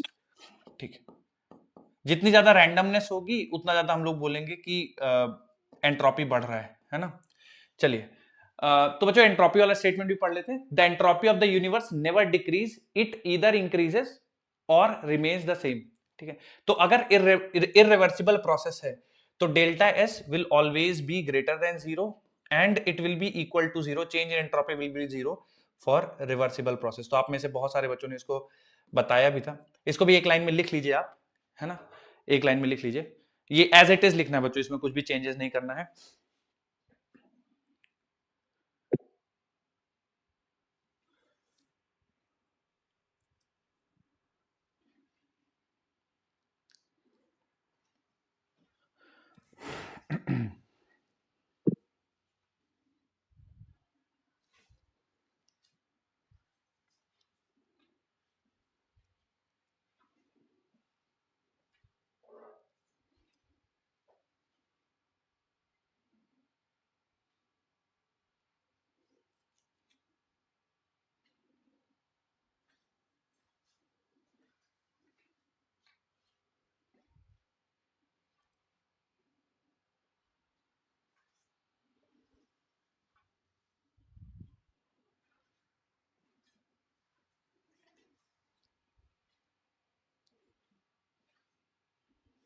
मुझे हो गया हो तो सवाल करते हैं कुछ।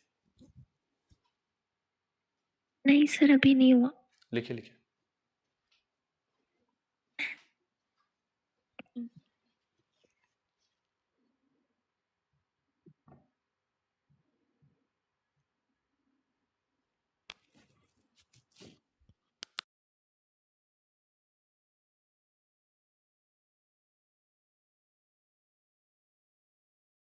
सर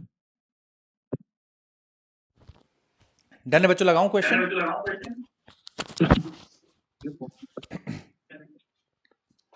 किसी कुछ पूछना हो, कुछ डिस्कशन करना चाहे बच्चों किसी भी टाइम पे तो बताइएगा, डिस्कशन करेंगे। तब तक मैं कुछ सवाल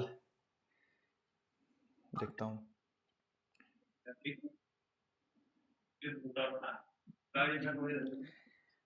ये देखिए बच्चों, स्टेटमेंट पढ़िए थोड़ा।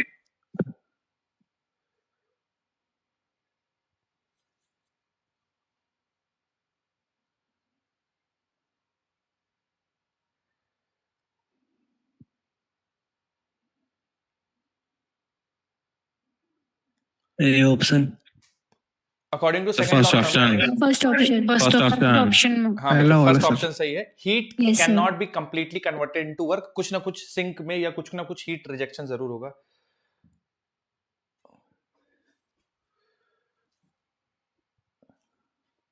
Second law of second law thermodynamics. Thermodynamics second law of first option हाँ second law of first thermodynamics. First option. ठीक है. अब बच्चों कुछ हीट इंजन और उसी पे फिर से कुछ सवाल हैं वो करते हैं, फिर कार्नोट साइकिल और कार्नोट थ्योरम के बारे में पढ़ेंगे. ये मुझे बताइएगा कि हम लोगों ने कर लिया ये सवाल, अगर नहीं किया तो करिए. Efficiency of ideal heat engine working between freezing point and boiling point of water. अगर आपको पहले से आपने किया है कभी पता है फिर भी एक बार कर लीजिएगा.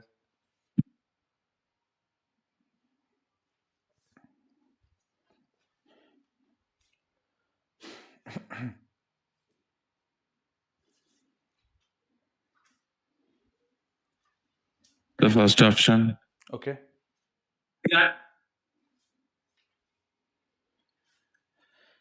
Efficiency of an ideal heat engine working between freezing point and boiling point of water.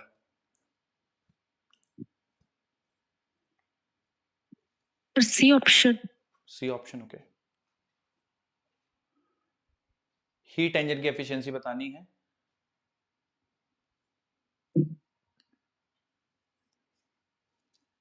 The option.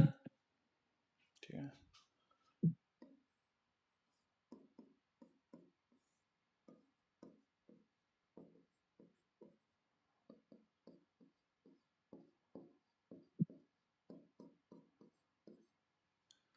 बच्चों आप लोग का भी यही आया है कि एक बार चेक कर लीजिए तो.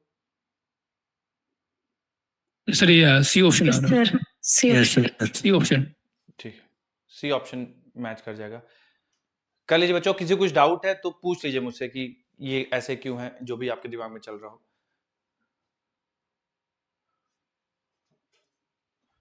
25% से थोड़ा सा बच्चों इसको अगर मान लीजिए 400 मान लीजिए तो 1/4 और 25 तो 25% से थोड़ा सा ऊपर 26.8%. ये formula efficiency of heat engine का 1 minus T lower upon T higher. ठीक है वही लगा दिया. अगला सवाल.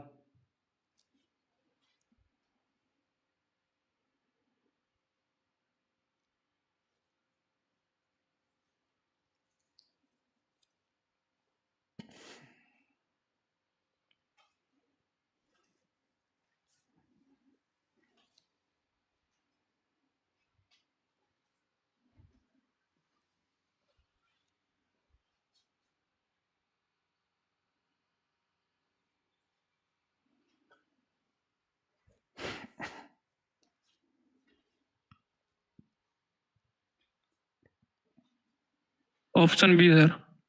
ओके सर मेरा भी बी आ रहा है. ओके.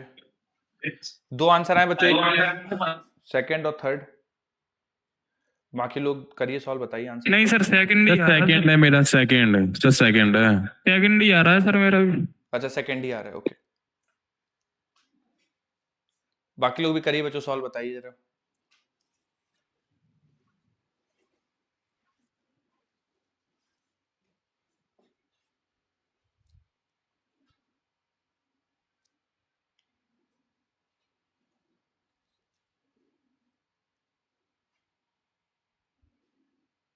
सेकंड ऑप्शन आ रहा है.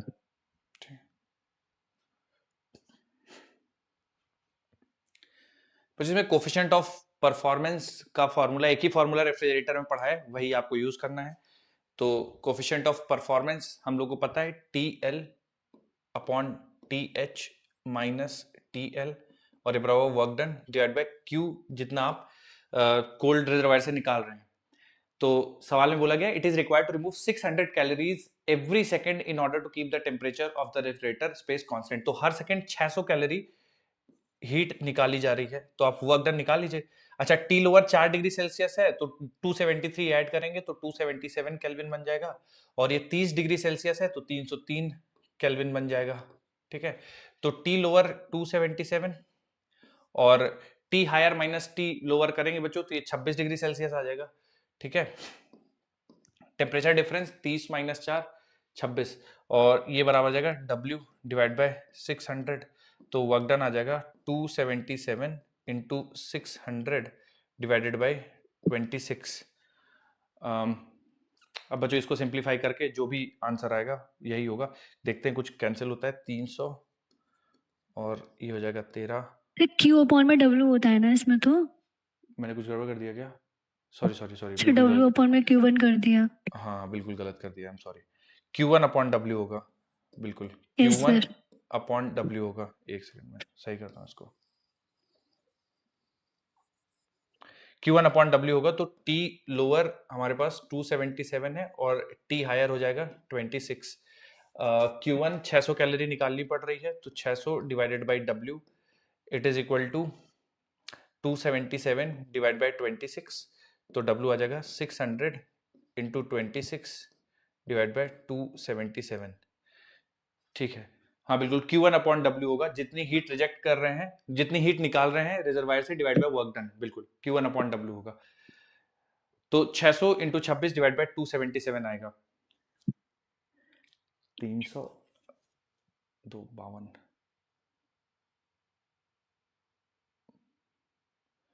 बच्चों कुछ मैच कर रहा है क्या इससे ऑप्शन 600 इंटू 26 डिवाइड बाय 277 से? ऑप्शन तो मैच ही नहीं कर रहा। नहीं कर रहा सर मैच, एक भी ऑप्शन मैच नहीं कर रहा है। एक भी नहीं कर रहा सर। ऑप्शन एक भी। एक सेकंड, 600 सर हम लोग को तो सर पावर निकालनी है ना। हाँ, डिवाइड कर कैलोरी में है, तो उसको जूल में कन्वर्ट करना है। सर कैलोरी में दे रखी है ना सर, और जूल में सर आंसर कैलोरी आएगा। में दिया है, आंसर जूल में आएगा ना सर, और कैलोरी में आपने रखा 4.2 से है। मल्टीप्लाई एक सेकंड में देख दिया लेता हुआ है हूँ। वहाँ। ये जो वर्क डन आएगा ये कैलोरी में आएगा, बिल्कुल है ना। तो इसका आंसर आ रहा है 56.31। तो 56 यस सर, अच्छा। ये आ रहा है सर ऑप्शन बी, उसको 4.2 से मल्टीप्लाई करने पे। 4.2 से 4.2 से मल्टीप्लाई करना multiply। पड़ेगा क्योंकि ये कैलोरी है ना। और Yes sir. इसको 4.2 से मल्टीप्लाई कर देंगे तो फिर मैच कर जाएगा मेरे हिसाब से। और 200 236. हाँ, फिर ये Option B वाला मैच मैच कर करना रहा है। चाहिए बच्चों, बी वाला मैच करना चाहिए Yes फिर। sir. ठीक है, चेक कर लीजिए। 56.31 कैलोरी और इंटू 4.2 करना पड़ेगा क्योंकि आंसर वॉट में जूल पर सेकंड में निकालना है। अरे बच्चों इसमें हम लोगों ने कहीं पे भी पर सेकंड में कन्वर्ट करने के लिए तो कुछ किया नहीं है, तो क्या हमारा आंसर खुद ब खुद जूल पर सेकंड में आ जाएगा? क्योंकि पर सेकंड में तो हम करने के लिए कुछ किया नहीं है। सर इसमें क्वेश्चन में गिवन है 600 calories of heat every second. बिल्कुल बिल्कुल, तो ये ऑलरेडी बच्चों दिया हुआ है ना, Q1 खुद हर सेकंड में दिया गया है, तो ये भी वर्क डन हर सेकंड का ही आएगा। तो 56.31 इंटू 4.2 और 236.5 आ जाएगा। चलिए एक और सवाल है बच्चों, इसी पे करते हैं, थोड़ा सा नोट कर लीजिए, किसी को कुछ डाउट हो तो पूछ लीजिए। एक और रेफ्रिजरेटर का सवाल करते हैं।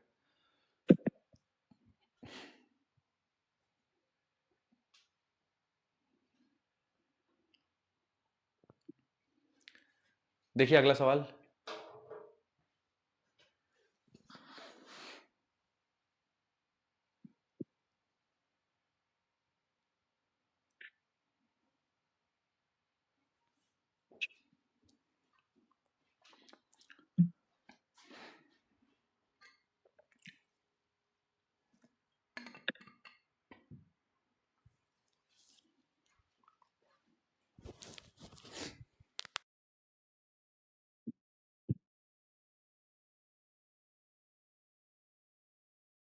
बी ऑप्शन नहीं सर, सर सी ऑप्शन लग रहा है। सी ऑप्शन लग रहा है, okay.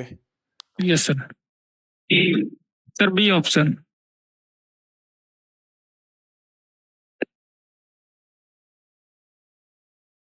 Sir B option. Sir B option है इसका। ठीक सर बी ऑप्शन। ठीक।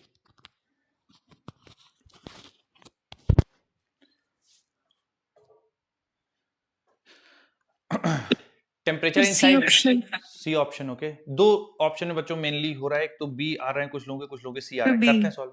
ठीक है, सवाल में बोला गया बच्चों कि temperature inside a refrigerator is T2 degree Celsius and the room temperature is T1 degree Celsius. तो कोफिशिएंट ऑफ परफॉर्मेंस हम पहले लिख लेते हैं, तो कोफिशिएंट ऑफ परफॉर्मेंस लिखेंगे तो ये बराबर होगा टी लोअर होगा जो रेफ्रिजरेटर के अंदर का टेम्परेचर, यानी T2 डिग्री सेल्सियस, तो T2 प्लस 273, और फिर T higher minus T lower, तो T1 माइनस T2, ये कोफिशिएंट ऑफ परफॉर्मेंस हो गया। कोफिशिएंट ऑफ परफॉर्मेंस होता है जितना हीट रेफ्रिजरेटर से एक्सेप्ट करते हैं divide by amount of work done, ठीक है। तो ये हो गया। तो Q1 की, अच्छा हमसे सवाल में क्या पूछा है, the amount of heat delivered to the room for each joule of electrical energy consumed ideally will be. तो each joule of electrical energy consumed मतलब W की वैल्यू बच्चों 1 है, ठीक है। तो Q1 का वैल्यू हो जाएगा Q1 it will be equal to T2 plus 273 divided by T1 minus T2। बच्चों क्या यही हमारा यही आंसर है या अभी और कुछ करना बाकी है? जैसे Q1 अभी हमने और कुछ निकाल करना लिया, यही आंसर होगा अभी और हमारा? कुछ नहीं सर, नहीं सर, अभी फिर सर Q2 वर्क निकालना वर्क है। भी ऐड करना पड़ेगा ना, वर्क भी ऐड ऐड करना करना पड़ेगा, बिल्कुल। तो अमाउंट ऑफ हीट जो बाहर रिजेक्ट होगी, क्योंकि सवाल में पूछा गया है कि heat delivered to the room, यानी रिजेक्टेड हीट टोटल पूछा गया है, तो Q1 में W को ऐड करना पड़ेगा, क्योंकि सवाल में W की वैल्यू 1 बोली गई है और Q1 आपके पास T2 plus 273 divide by T1 minus T2। जब बच्चों आप ऐड कर देंगे तो एलसीएम ले लीजिए T1 माइनस T2, ठीक है, और T2 plus 273 plus T1 minus T2, तो T2 से T2 कैंसिल हो जाएगा, तो T1 plus 273 divide by T1 minus T2। तो बच्चों मेरे हिसाब से T1 plus 273 T1 minus T2 second वाला ऑप्शन मैच कर जाएगा। आप लोग चेक कर लीजिए एक बार। आप लोग अभी बच्चों सेकंड आ रहा था या कुछ और आ रहा था, तो हम लोग कर सकते हैं डिस्कशन। सर सेकंड आ रहा था मेरा भी। सेकंड ही आ रहा था सर। समझ में आया बच्चों कैसे कर रहे हैं हम लोग ये वाला सवाल? Yes sir. Sir.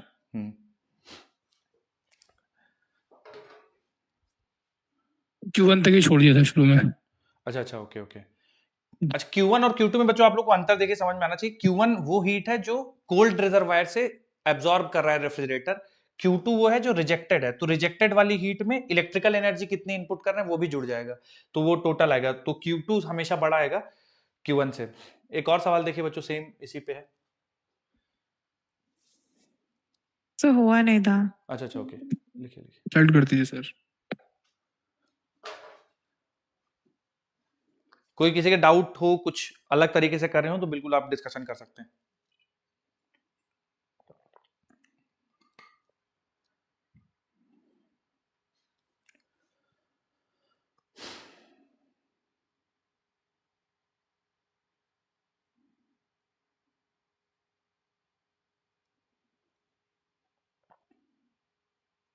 Done sir.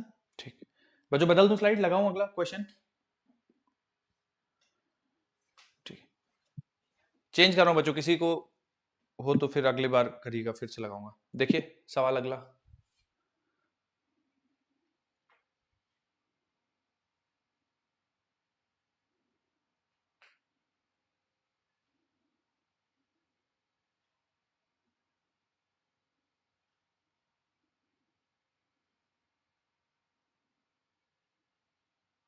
B option. Okay,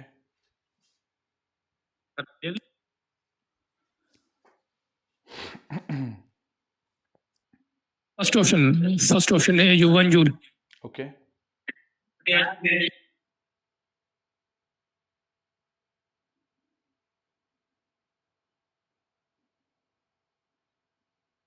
first option.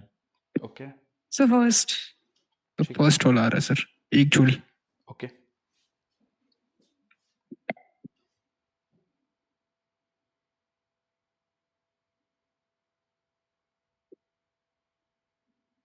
Sir 1 joule.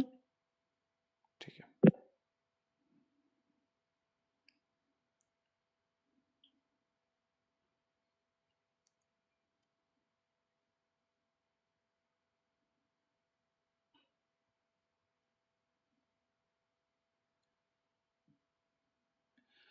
चलिए करते हैं बच्चों सवाल। बाकी और चलो बच्चों, अच्छा थोड़ा सा मुझे तुम लोग मदद करोगे क्या, कैसे आप लोगों ने सोचा, क्या किया आप लोगों ने सर सवाल? एफिशिएंसी का फॉर्मूला होता है work upon two absorb upon work. तो Q1 by W। Work upon Q1। तो Q1 by W heat of source. Q by W होता है sir, efficiency is equal to W/Q होगा। W/Q होता है सर, ऑप्शन डी है। Okay, चलिए तो W/Q लिख दिया, मान लीजिए ये एफिशिएंसी हो गया। फिर इसके बाद क्या करेंगे हम लोग? लेकिन ये रेफ्रिजरेटर के लिए है ना सर 1/10 एफिशिएंसी देंगे और वर्क को 10 लिख दिया। और वर्क Q1 डन सर से 10 सोर्स जूल की लिखा है। वैल्यू आ जाएगी 100, सोर्स की वैल्यू आ जाएगी हीट ऑफ सोर्स। एक एक करके बच्चों बात करते हैं। जैसे आप लोगों ने एफिशिएंसी 1/10 कर दिया, W/Q होती है एफिशिएंसी, फिर आप लोगों ने इसके आगे क्या step? Work done sir 10 joule लिखा। वर्क डन की जगह 10 लिखा है। Work done on the system is 10 joule, तो W आप 10 ले देंगे और फिर amount of heat absorbed Q 100 आ जाएगा, ऐसा? यस नहीं सर, हाँ हाँ, ये तो सर सोर्स का आएगा ना, वर्क सोर्स की हीट आएगी ये। ओके। चलिए और कोई कुछ बताना चाहते हैं? एक तो ये इसमें ऐसे अप्रोच करने के लिए, चलिए एक तरीका ये हो गया, और कोई सर कुछ तरीका? हाँ सर रेफ्रिजरेटर की जो एफिशिएंसी सर वो उसका फॉर्मूला होता है जो एब्जॉर्ब अपॉन डब्ल्यू होता है सर। ओके, सर उसको उसे सर इसको इक्वेट कर देंगे equate कर 1/10 से, 1/10 से उसको इक्वेट कर देंगे। फिर वर्क जो है वो 10 दे रखा, 10 से 10 खत्म हो गया और फिर 1 Q बराबर 1 हो गया। यस सर, ऐसे ही क्या था। Okay, okay. चलिए मैं थोड़ा सा मेरा बच्चों, 90 आया। कितना आ रहा है आपका? 90 आ रहा है? Yes sir. ठीक है, ठीक है, करते हैं सॉल्व। देखिए तो बच्चों देखिए सवाल पढ़ते हैं। सवाल में कहा गया है कि a Carnot engine having an efficiency of 1/10 as heat engine. तो हीट इंजन की जब इस कार्नोट साइकिल को यूज करते हैं तो उसकी एफिशिएंसी 1/10 है, ठीक है। तो लिखते हैं हीट इंजन की एफिशिएंसी का फॉर्मूला 1/10, और कार्नोट साइकिल है, कार्नोट साइकिल है मतलब 1 माइनस TL/TH, ठीक है। तो जब कार्नोट साइकिल की तरह यूज कर रहे हैं, मतलब कार्नोट इंजन को जब हीट इंजन की तरह यूज कर रहे हैं, तो उसकी एफिशिएंसी 1/10 है। तो जैसे सवाल में दिया था वैसे हम लोगों ने नोट कर लिया कि 1 माइनस TL/TH, इट इज 1/10। फिर कह रहा है it is used as a refrigerator. अब इसी कार्नोट इंजन को हम लोग रेफ्रिजरेटर की तरह भी यूज करेंगे। If the work done on the system is 10 joule, अगर सिस्टम पे वर्क 10 जूल किया जा रहा है, तो कोफिशिएंट ऑफ परफॉर्मेंस ये होता है work done, sorry, amount of heat taken Q1 divide by W। अब क्या पूछा है? The amount of energy absorb from the reservoir at lower temperature. तो Q1 की वैल्यू निकालना है, तो Q1 अपॉन W, और W की वैल्यू दी गई है 10 जूल, ठीक है। तो W की वैल्यू रख देते हैं 10 जूल, Q1 की वैल्यू निकालनी है, ठीक है। अब कोफिशिएंट ऑफ परफॉर्मेंस का जो फॉर्मूला होता है Q1 upon 10 as it is, coefficient of performance का फॉर्मूला होता है T lower upon T higher minus T lower, ठीक है। तो बच्चों यहां से आपको T lower upon T higher का रेशियो मिल जाएगा, T lower upon T higher, तो 1 माइनस 1/10, तो ये हो जाएगा 9/10, ठीक है। T lower upon T higher.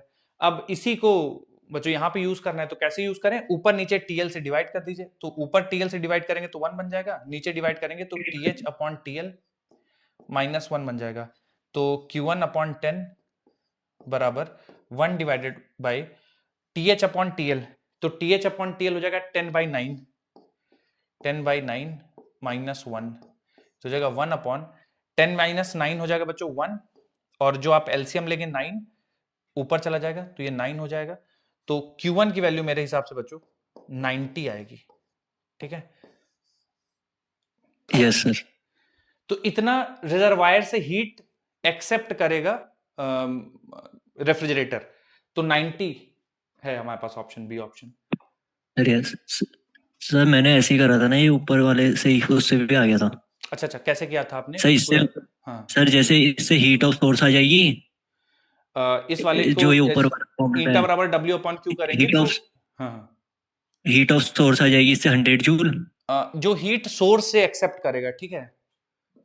हाँ बिल्कुल। सोर्स की। हाँ बिल्कुल 100 आ जाएगी। फिर सर फिर सोर्स इज इक्वल टू होता है वर्क प्लस हीट एब्जॉर्ब होता है ना, वाला फॉर्म लगाएंगे तो 10 हीट माइनस सोर्स, कर जो देंगे वर्क सोर्स डन को तो जा रही 90 हीट आ वो जाएगा। बराबर हो जाएगी W plus Q2, W plus Q के, क्यू ऑब्जर्व के। Q एब्जॉर्ब, ठीक है। और इसमें ये 10 है तो सर अच्छा ये 10 रख दिया आपने, तो 100 10 माइनस रखा, 10 हाँ तो बराबर 90 90। जूल। ऐसे मतलब उल्टा कर दिया था, मतलब जो कार्नोट इंजन है और जो रेफ्रिजरेटर है उसको उल्टा कर।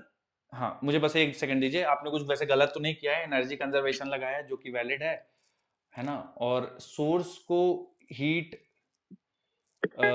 W हो जाएगा जो वर्क मिलेगा, और ठीक है इतनी हीट एब्जॉर्ब कर रहे हैं, गड़बड़ तो कुछ नहीं है भाई, है ना। एनर्जी कंजर्वेशन लगाया है और यस सर। एफिशिएंसी का फॉर्मूला लगाया, तो गड़बड़ तो कुछ नहीं है, ठीक है। मैच भी कर रहे सेम हैं ऐसे ही मैंने किया है। हाँ हाँ बताइए।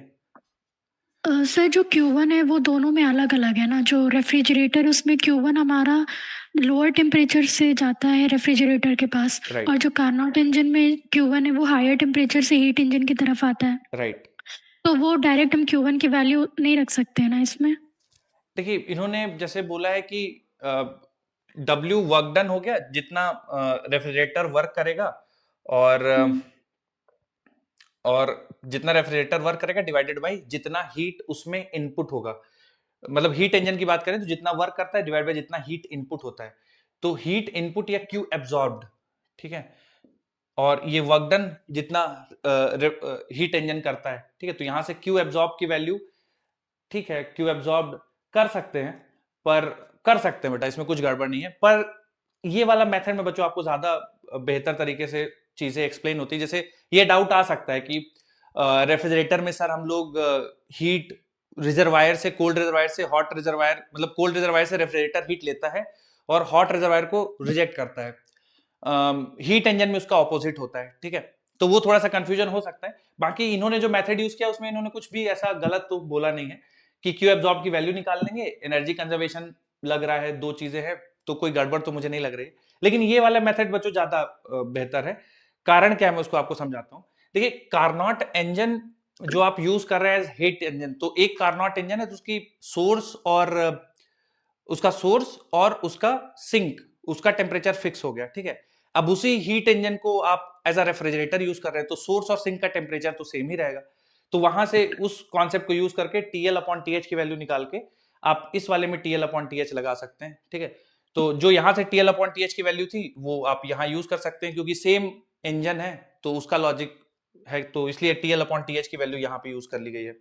बाकी जो इन्होंने मेथड बताया उसमें मुझे कोई ऐसा गलत नहीं लग रहा, क्योंकि इन्होंने बेसिक जो फॉर्मूला है और एनर्जी कंजर्वेशन लगाया है, तो कुछ गड़बड़ तो नहीं है, मैच भी कर रहे हैं आंसर। बाकी इससे आप करेंगे बच्चों तो ज्यादा बेहतर है, क्योंकि TL अपॉन TH सेम है, तो वो भी आप निकाल सकते हैं। इसको नोट करिए बच्चों, फिर एक और रिजल्ट आप लोगों को बताऊंगा।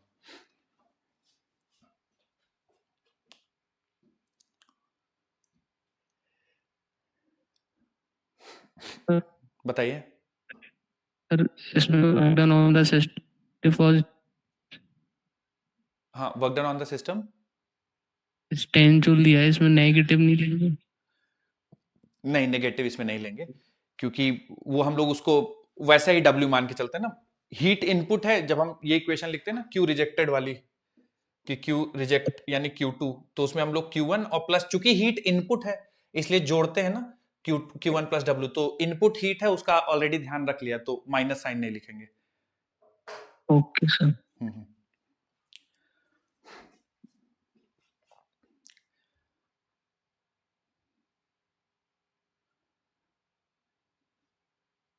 आज चैप्टर पूरा हो जाएगा ही। हाँ हाँ बिल्कुल। बच्चों एक अगली हेडिंग डाल दीजिए, रिलेशन बिटवीन COP यानी कोफिशिएंट ऑफ परफॉर्मेंस, तो COP and efficiency, relation between COP and efficiency, relation between COP and efficiency. बच्चों अगर आप में से कोई ये डिराइव करके मुझे बताना चाहे, बिल्कुल अभी जो वन माइनस ईटा अपॉन ईटा, वन माइनस ईटा अपॉन ईटा, यानी one minus efficiency upon efficiency बराबर होता है कोफिशिएंट ऑफ परफॉर्मेंस। ओके ठीक। बच्चों आप लोगों को कोफिशिएंट ऑफ परफॉर्मेंस और एफिशिएंसी में रिलेशन बताना है। वैसे आप लोग बता सकते हैं, दोनों का फॉर्मूला आपको पता है, ठीक है।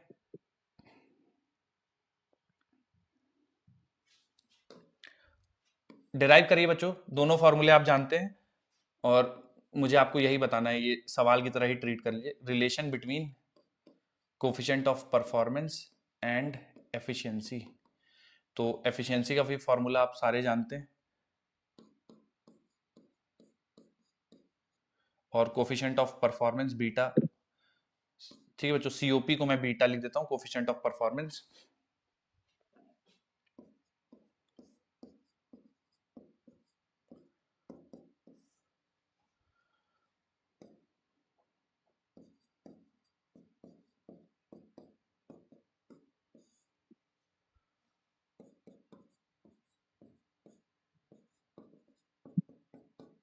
Hello hello hello.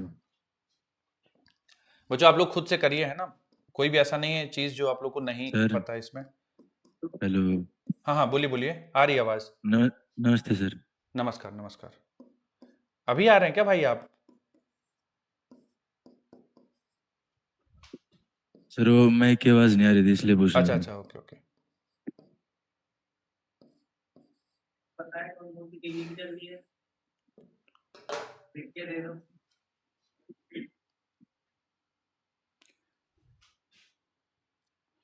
यही कह रहे थे जो आप बता रहे थे, एफिशिएंसी और बीटा का रिलेशन। बच्चों आप लोग भी सब डिराइव कर लीजिए, और किसी को कुछ कहीं पे दिक्कत है तो देख लीजिए, मैंने बोर्ड पे लिख दिया है। ये बता रहे थे सर हम, ओके 1 minus eta upon 8।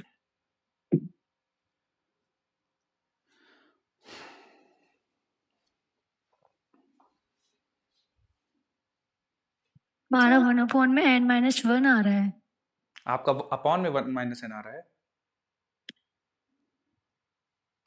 तो आपने 1 अपॉन बीटा निकाल दिया है क्या? नहीं sir, n is equal to में 1 माइनस TL/TH था ना, इससे से TL/TH की वैल्यू निकाल ली। हाँ, TL अपॉन TH तो आपका 1 माइनस ईटा आया होगा। सर फिर क्या किया आपने?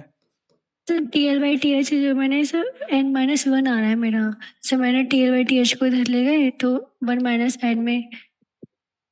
हाँ तो सही है ना, TL अपॉन TH को इधर लाएंगे तो उधर जाएगा, तो 1 माइनस ईटा या 1 माइनस एन ही तो आएगा। सही है। ये से हम्म ओके सर, से कैलकुलेशन में नीचे दिक्कत हो गई सर। Okay okay. ओके बच्चों नोट हो जाए तो बता दीजिएगा फिर। तो हाँ हाँ सर ये जो हमारा एफिशिएंसी है ये वर्क डन अपॉन Q1 है, और जो हमारा बीटा है वो Q1 अपॉन वर्क डन है, तो यही मतलब कि उसी का रेसिप्रोकल ही है क्या ये, कि दोनों अलग अलग है? नहीं नहीं, दोनों अलग अलग हैं। एफिशिएंसी आपका हो गया कि कितना आपको वर्क मिला और आपने कितना हीट इनपुट करा।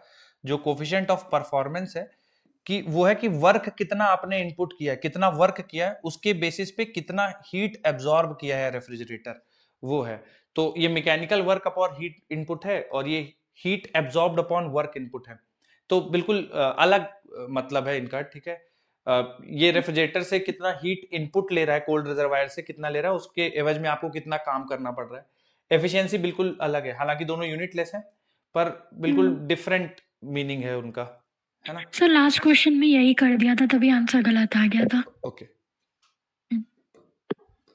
पर बच्चों अभी मैं आपको फिर से लास्ट वाला सवाल, अब देखिए ये पता है तो फिर वो सवाल बहुत इजीली हो जाएगा कि कोफिशिएंट ऑफ परफॉर्मेंस बराबर 1 माइनस ईटा अपॉन ईटा। बच्चों नोट हो गया है तो बदल दूं स्लाइड में? हो गया सर। ठीक, अब देखिए मैं जो पिछला सवाल हम लोगों ने अभी किया है उसको इस फॉर्मूले से भी करते हैं एक बार, ठीक है।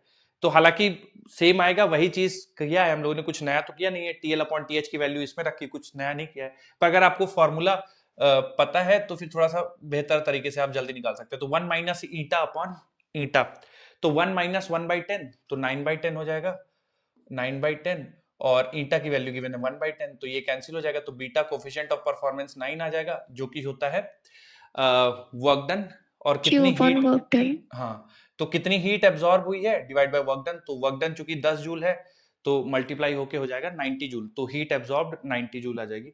तो वही, तो अगर ये फॉर्मूला पता है थोड़ा सा जल्दी हो जाएगा, बाकी आप बेसिक से तो ऐसे कर ही सकते हैं। नहीं याद रहता है बच्चों तो TL अपॉन TH की वैल्यू उठा के आप एक जगह से दूसरी जगह रखिएगा।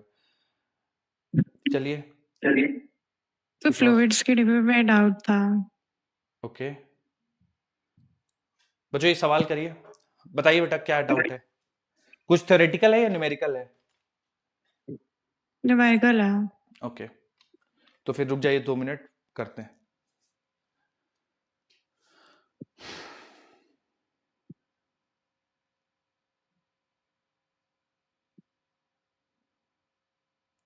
सारे पीटी डायग्राम है फॉर गिवन पीवी डायग्राम, कौन सा सही होगा?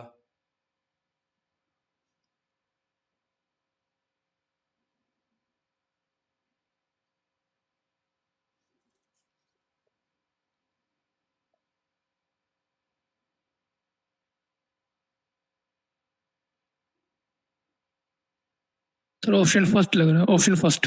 ओके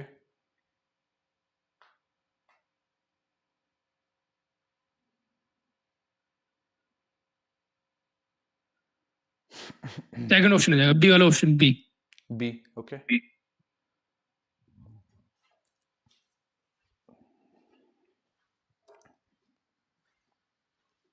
सर ऑप्शन बी होगा सर, तो बी वाला। ठीक है, सर चलो सेकंड वाला। सेकंड वाला, ठीक है। चलिए आइए डिस्कशन करते हैं। देखिए पहले तो ए बी आइसोबारिक होना चाहिए और सी डी आइसोकोरिक होना चाहिए। तो ये वाला पहले ऑप्शन गलत हो जाएगा क्योंकि आइसोबारिक नहीं है। बाकी ये भी आइसोबारिक दिख रहा है, ये भी आइसोबारिक दिख रहा है, ये भी आइसोबारिक दिख रहा है, ठीक है। सी डी आइसोकोरिक होना चाहिए, तो सी डी अच्छा, लेकिन आइसोकोरिक या बीसी बच्चों आइसोथर्मल होना चाहिए, ठीक है। तो बीसी आइसोथर्मल इसमें भी है, बीसी आइसोथर्मल इसमें भी है, बीसी आइसोथर्मल इसमें भी है, और एडी आइसोथर्मल होना चाहिए, एडी आइसोथर्मल सब में एडी आइसोथर्मल है। खैर, तो बच्चों और तो कुछ हम लोग डायरेक्ट कुछ हटा नहीं सकते। अब देखते हैं कि जैसे ये 3 है तो ए से बी इसमें है, बी से सी, सी से डी और डी से ए।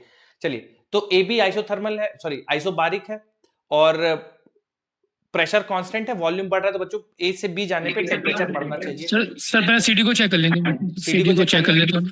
अच्छा सर सीडी को, अच्छा हाँ, सीडी चेक कर लेंगे तो इन दोनों में से हमारे लगभग सारे ऑप्शन क्लियर हो जाएंगे क्या। चलिए चेक करते हैं, सीडी चेक कर लेते हैं। तो सीडी में आइसोकोरिक है प्रोसेस। आइसोकोरिक प्रोसेस में वॉल्यूम कांस्टेंट होते हुए प्रेशर घट रहा है, तो वॉल्यूम कांस्टेंट प्रेशर घट रहा है तो टेम्परेचर घटना चाहिए सीडी प्रोसेस में, है ना।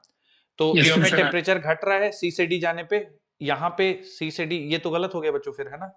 सी से डी जाने पे टेम्परेचर को घटना चाहिए, तो ये तो गड़बड़ हो गया, ठीक है। और एक चीज और है कि सी से डी, एक सेकंड, तो ए बी भी देख सकते हैं, ए बी में आप लोग ए को गलत क्यों बोल रहे हैं वैसे। सी से प्रोसेस गया है डी, वॉल्यूम कांस्टेंट है सी से डी में। अच्छा, इसमें इंडिकेटर डायग्राम ये एरो गलत दिया हुआ है इस वजह से। यस सर उसकी वजह से। ओके, बी टू सी, हाँ ये एरो गलत दिया हुआ है, ठीक है। सी से डी जाने पे टेम्परेचर घटना चाहिए, बिल्कुल टेम्परेचर घट रहा है, तो ये सही है। और फिर डी से सी से डी और कांस्टेंट रहेगा, डी से ए, तो बच्चों इसमें फिर इसका एरो गड़बड़ दिया हुआ है यार, है ना। नहीं सर, टेम्परेचर कांस्टेंट रहेगा, टेम्परेचर कांस्टेंट है बट एरो गड़बड़ है ना। डी से आप जब ए जा रहे हैं तो टेम्परेचर कांस्टेंट रहेगा, तो डी से ए, बच्चों एरो गड़बड़ है क्या।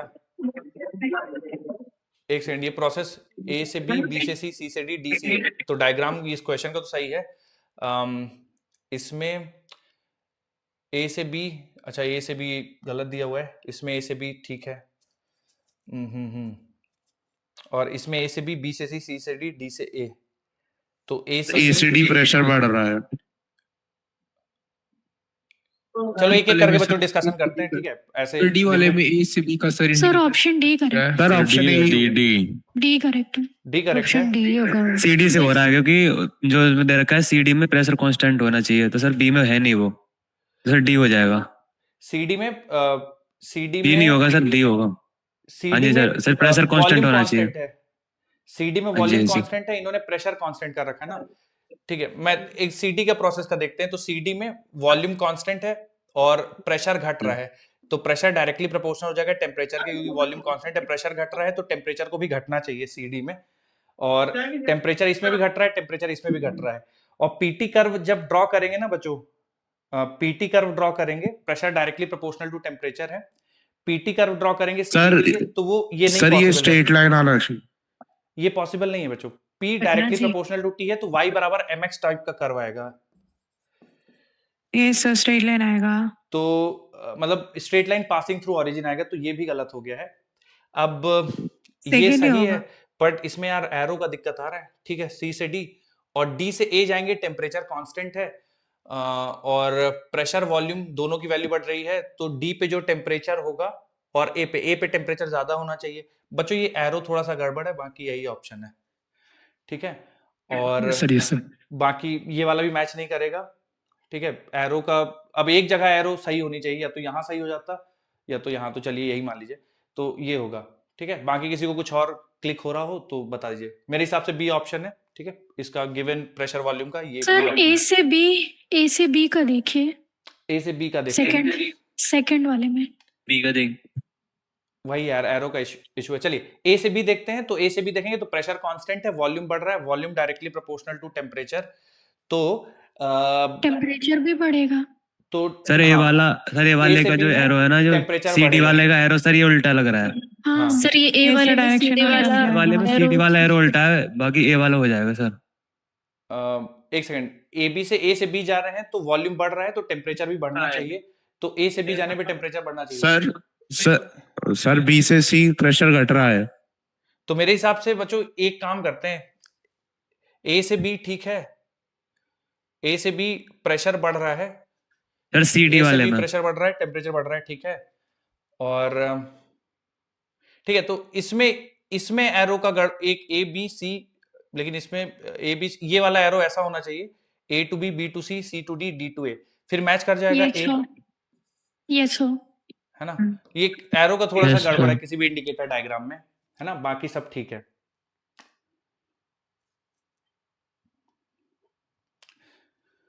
इससे अच्छा हम खुद ही ग्राफ बना लें।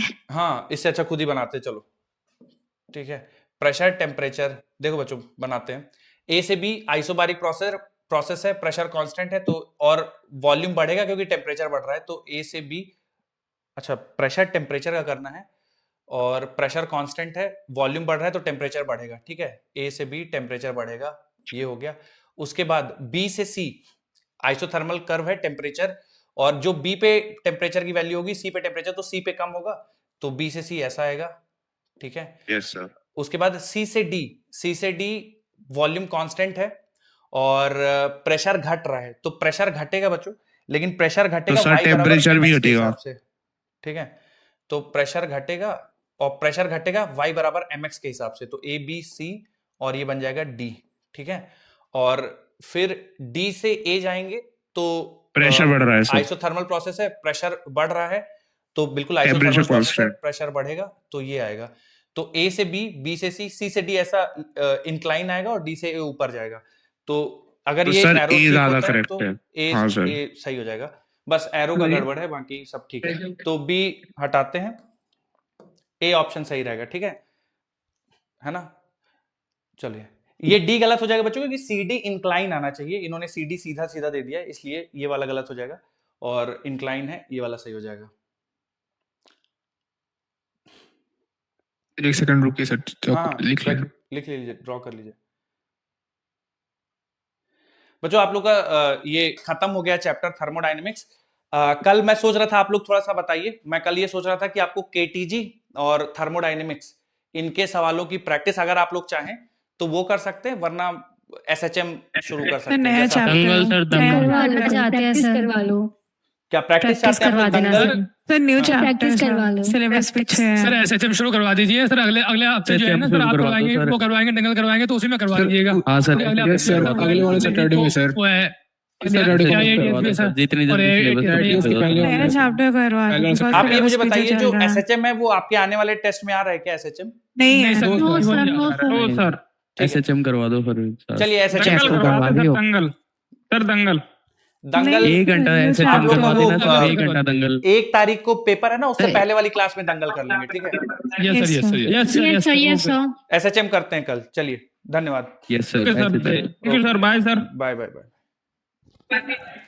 जो आपका जिगर है वो पढ़ा दियो, ये तो इसे कुछ होके जाएंगे। ठीक। हाँ बेटा, तुम्हारा फ्लूइड में कुछ सवाल था, पूछना चाहते हो बच्चे, पूछ लो, 2-3 मिनट है हमारे पास। डायनेमिक्स का एक क्वेश्चन है। हाँ बोलिए। A gas is expanded. 3 question number 3. जिसका डाउट नहीं हो जाए।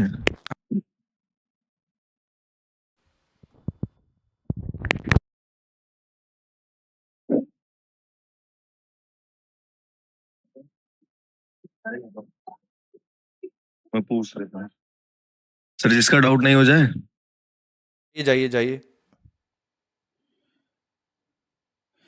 फ्लूइड का डीबीबी 3 क्वेश्चन नंबर 3 ना? Yes sir.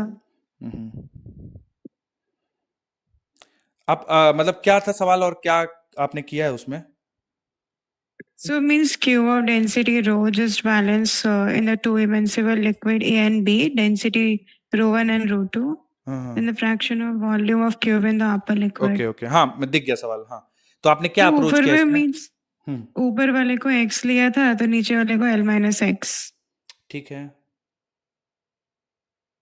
and then buoyancy force को बैलेंस कर दिया था दोनों में। ठीक है, सही है, यही करना बेटे। आप कहाँ मतलब कैलकुलेशन में आंसर नहीं आ रहा था क्या? नहीं आ रहा। बाकी देखिए कॉन्सेप्ट आपने सही सोचा है ना? मतलब मैं भी सॉल्व करूंगा तो यही करूंगा। आप एक बार फिर से कैलकुलेशन थोड़ा सा चेक करिए। सवाल मतलब आपने जो अप्रोच लिया उसमें कुछ भी गड़बड़ नहीं है। जैसे ऊपर वाले का जो वॉल्यूम डिस्प्लेस्ड है, अगर ऊपर वाले में x लिया है, मान लीजिए हाइट L स्क्वायर उसका एरिया हो जाएगा, तो ये वॉल्यूम हो गया। ऊपर वाले लिक्विड का डेंसिटी ρ2 है, तो ρ2 तो ये हो जाएगा इंटू जी प्लस नीचे हो जाएगा L minus x into L square और इंटू डेंसिटी ρ1 इंटू जी बराबर total volume L cube into its density into g. Equation यही बनेगी, ठीक है। उसके बाद आप x की वैल्यू निकाल लीजिए। अच्छा, सवाल में पूछा गया है, आवाज नहीं आया। सवाल में पूछा गया है कि fraction of volume of cube in upper liquid. तो fraction of volume of cube in upper liquid, तो फ्रैक्शन होगा आपका एक्स एल स्क्वायर, ये ऊपर वाले का वॉल्यूम अपॉन टोटल वॉल्यूम, तो एक्स अपॉन एल जो होगा वही आपका आंसर होगा, ठीक है। तो यहाँ दोनों साइड आप एल क्यूब से डिवाइड कर दीजिए, एल स्क्वायर से तो ये कैंसिल हो जाएगा और एल से नीचे ले आएंगे तो एक्स अपॉन एल बन जाएगा, यहाँ पे एक्स अपॉन एल और यहाँ पे बन जाएगा। तो आ जाना चाहिए बेटा, कैलकुलेशन आपने कुछ गड़बड़ करी होगी। ओके सर, ऐसे ट्राई कर लेंगे। ओके सर एक क्वेश्चन बता दीजिए। बोलिए बोलिए। A gas is expanded from volume V0 to 2V0 under 3 different processes. Okay. Process 1 is isobaric, process 2 is isothermal, and process 3 is adiabatic. Let delta U1, delta U2 and delta U3 be the change in internal energy then. Sir मतलब इनका relation पूछना है, कौन बड़ा होगा कौन छोटा। तो और एडियाबैटिक है और कौन सा एडियाबैटिक है? तीनों सर एक आइसोबारिक है, एक आइसोथर्मल है और एक एडियाबैटिक है। अच्छा ओके ओके। और तो देखो आप आइसोबारिक, आइसोथर्मल और एडियाबैटिक में वर्क डन निकाल सकते हैं हम लोग, है ना। वर्क डन कंपेयर कर सकते हैं, ठीक है। तीनों में एक्सपेंशन हो रहा है, तीनों में एक्सपेंशन हो रहा है V0 से 2V0। Yes sir. हाँ तो आइसोथर्मल सॉरी आइसोबारिक ये हो जाएगा, आइसोथर्मल ये हो जाएगा और एडियाबैटिक ये हो जाएगा। तो डेल्टा क्यू बराबर डेल्टा यू प्लस डब्ल्यू, तो डेल्टा यू बराबर डेल्टा क्यू माइनस डब्ल्यू, ठीक है। तो अब इसमें वर्क डन इंटरनल एनर्जी को कंपेयर करना है, ठीक है। Yes sir.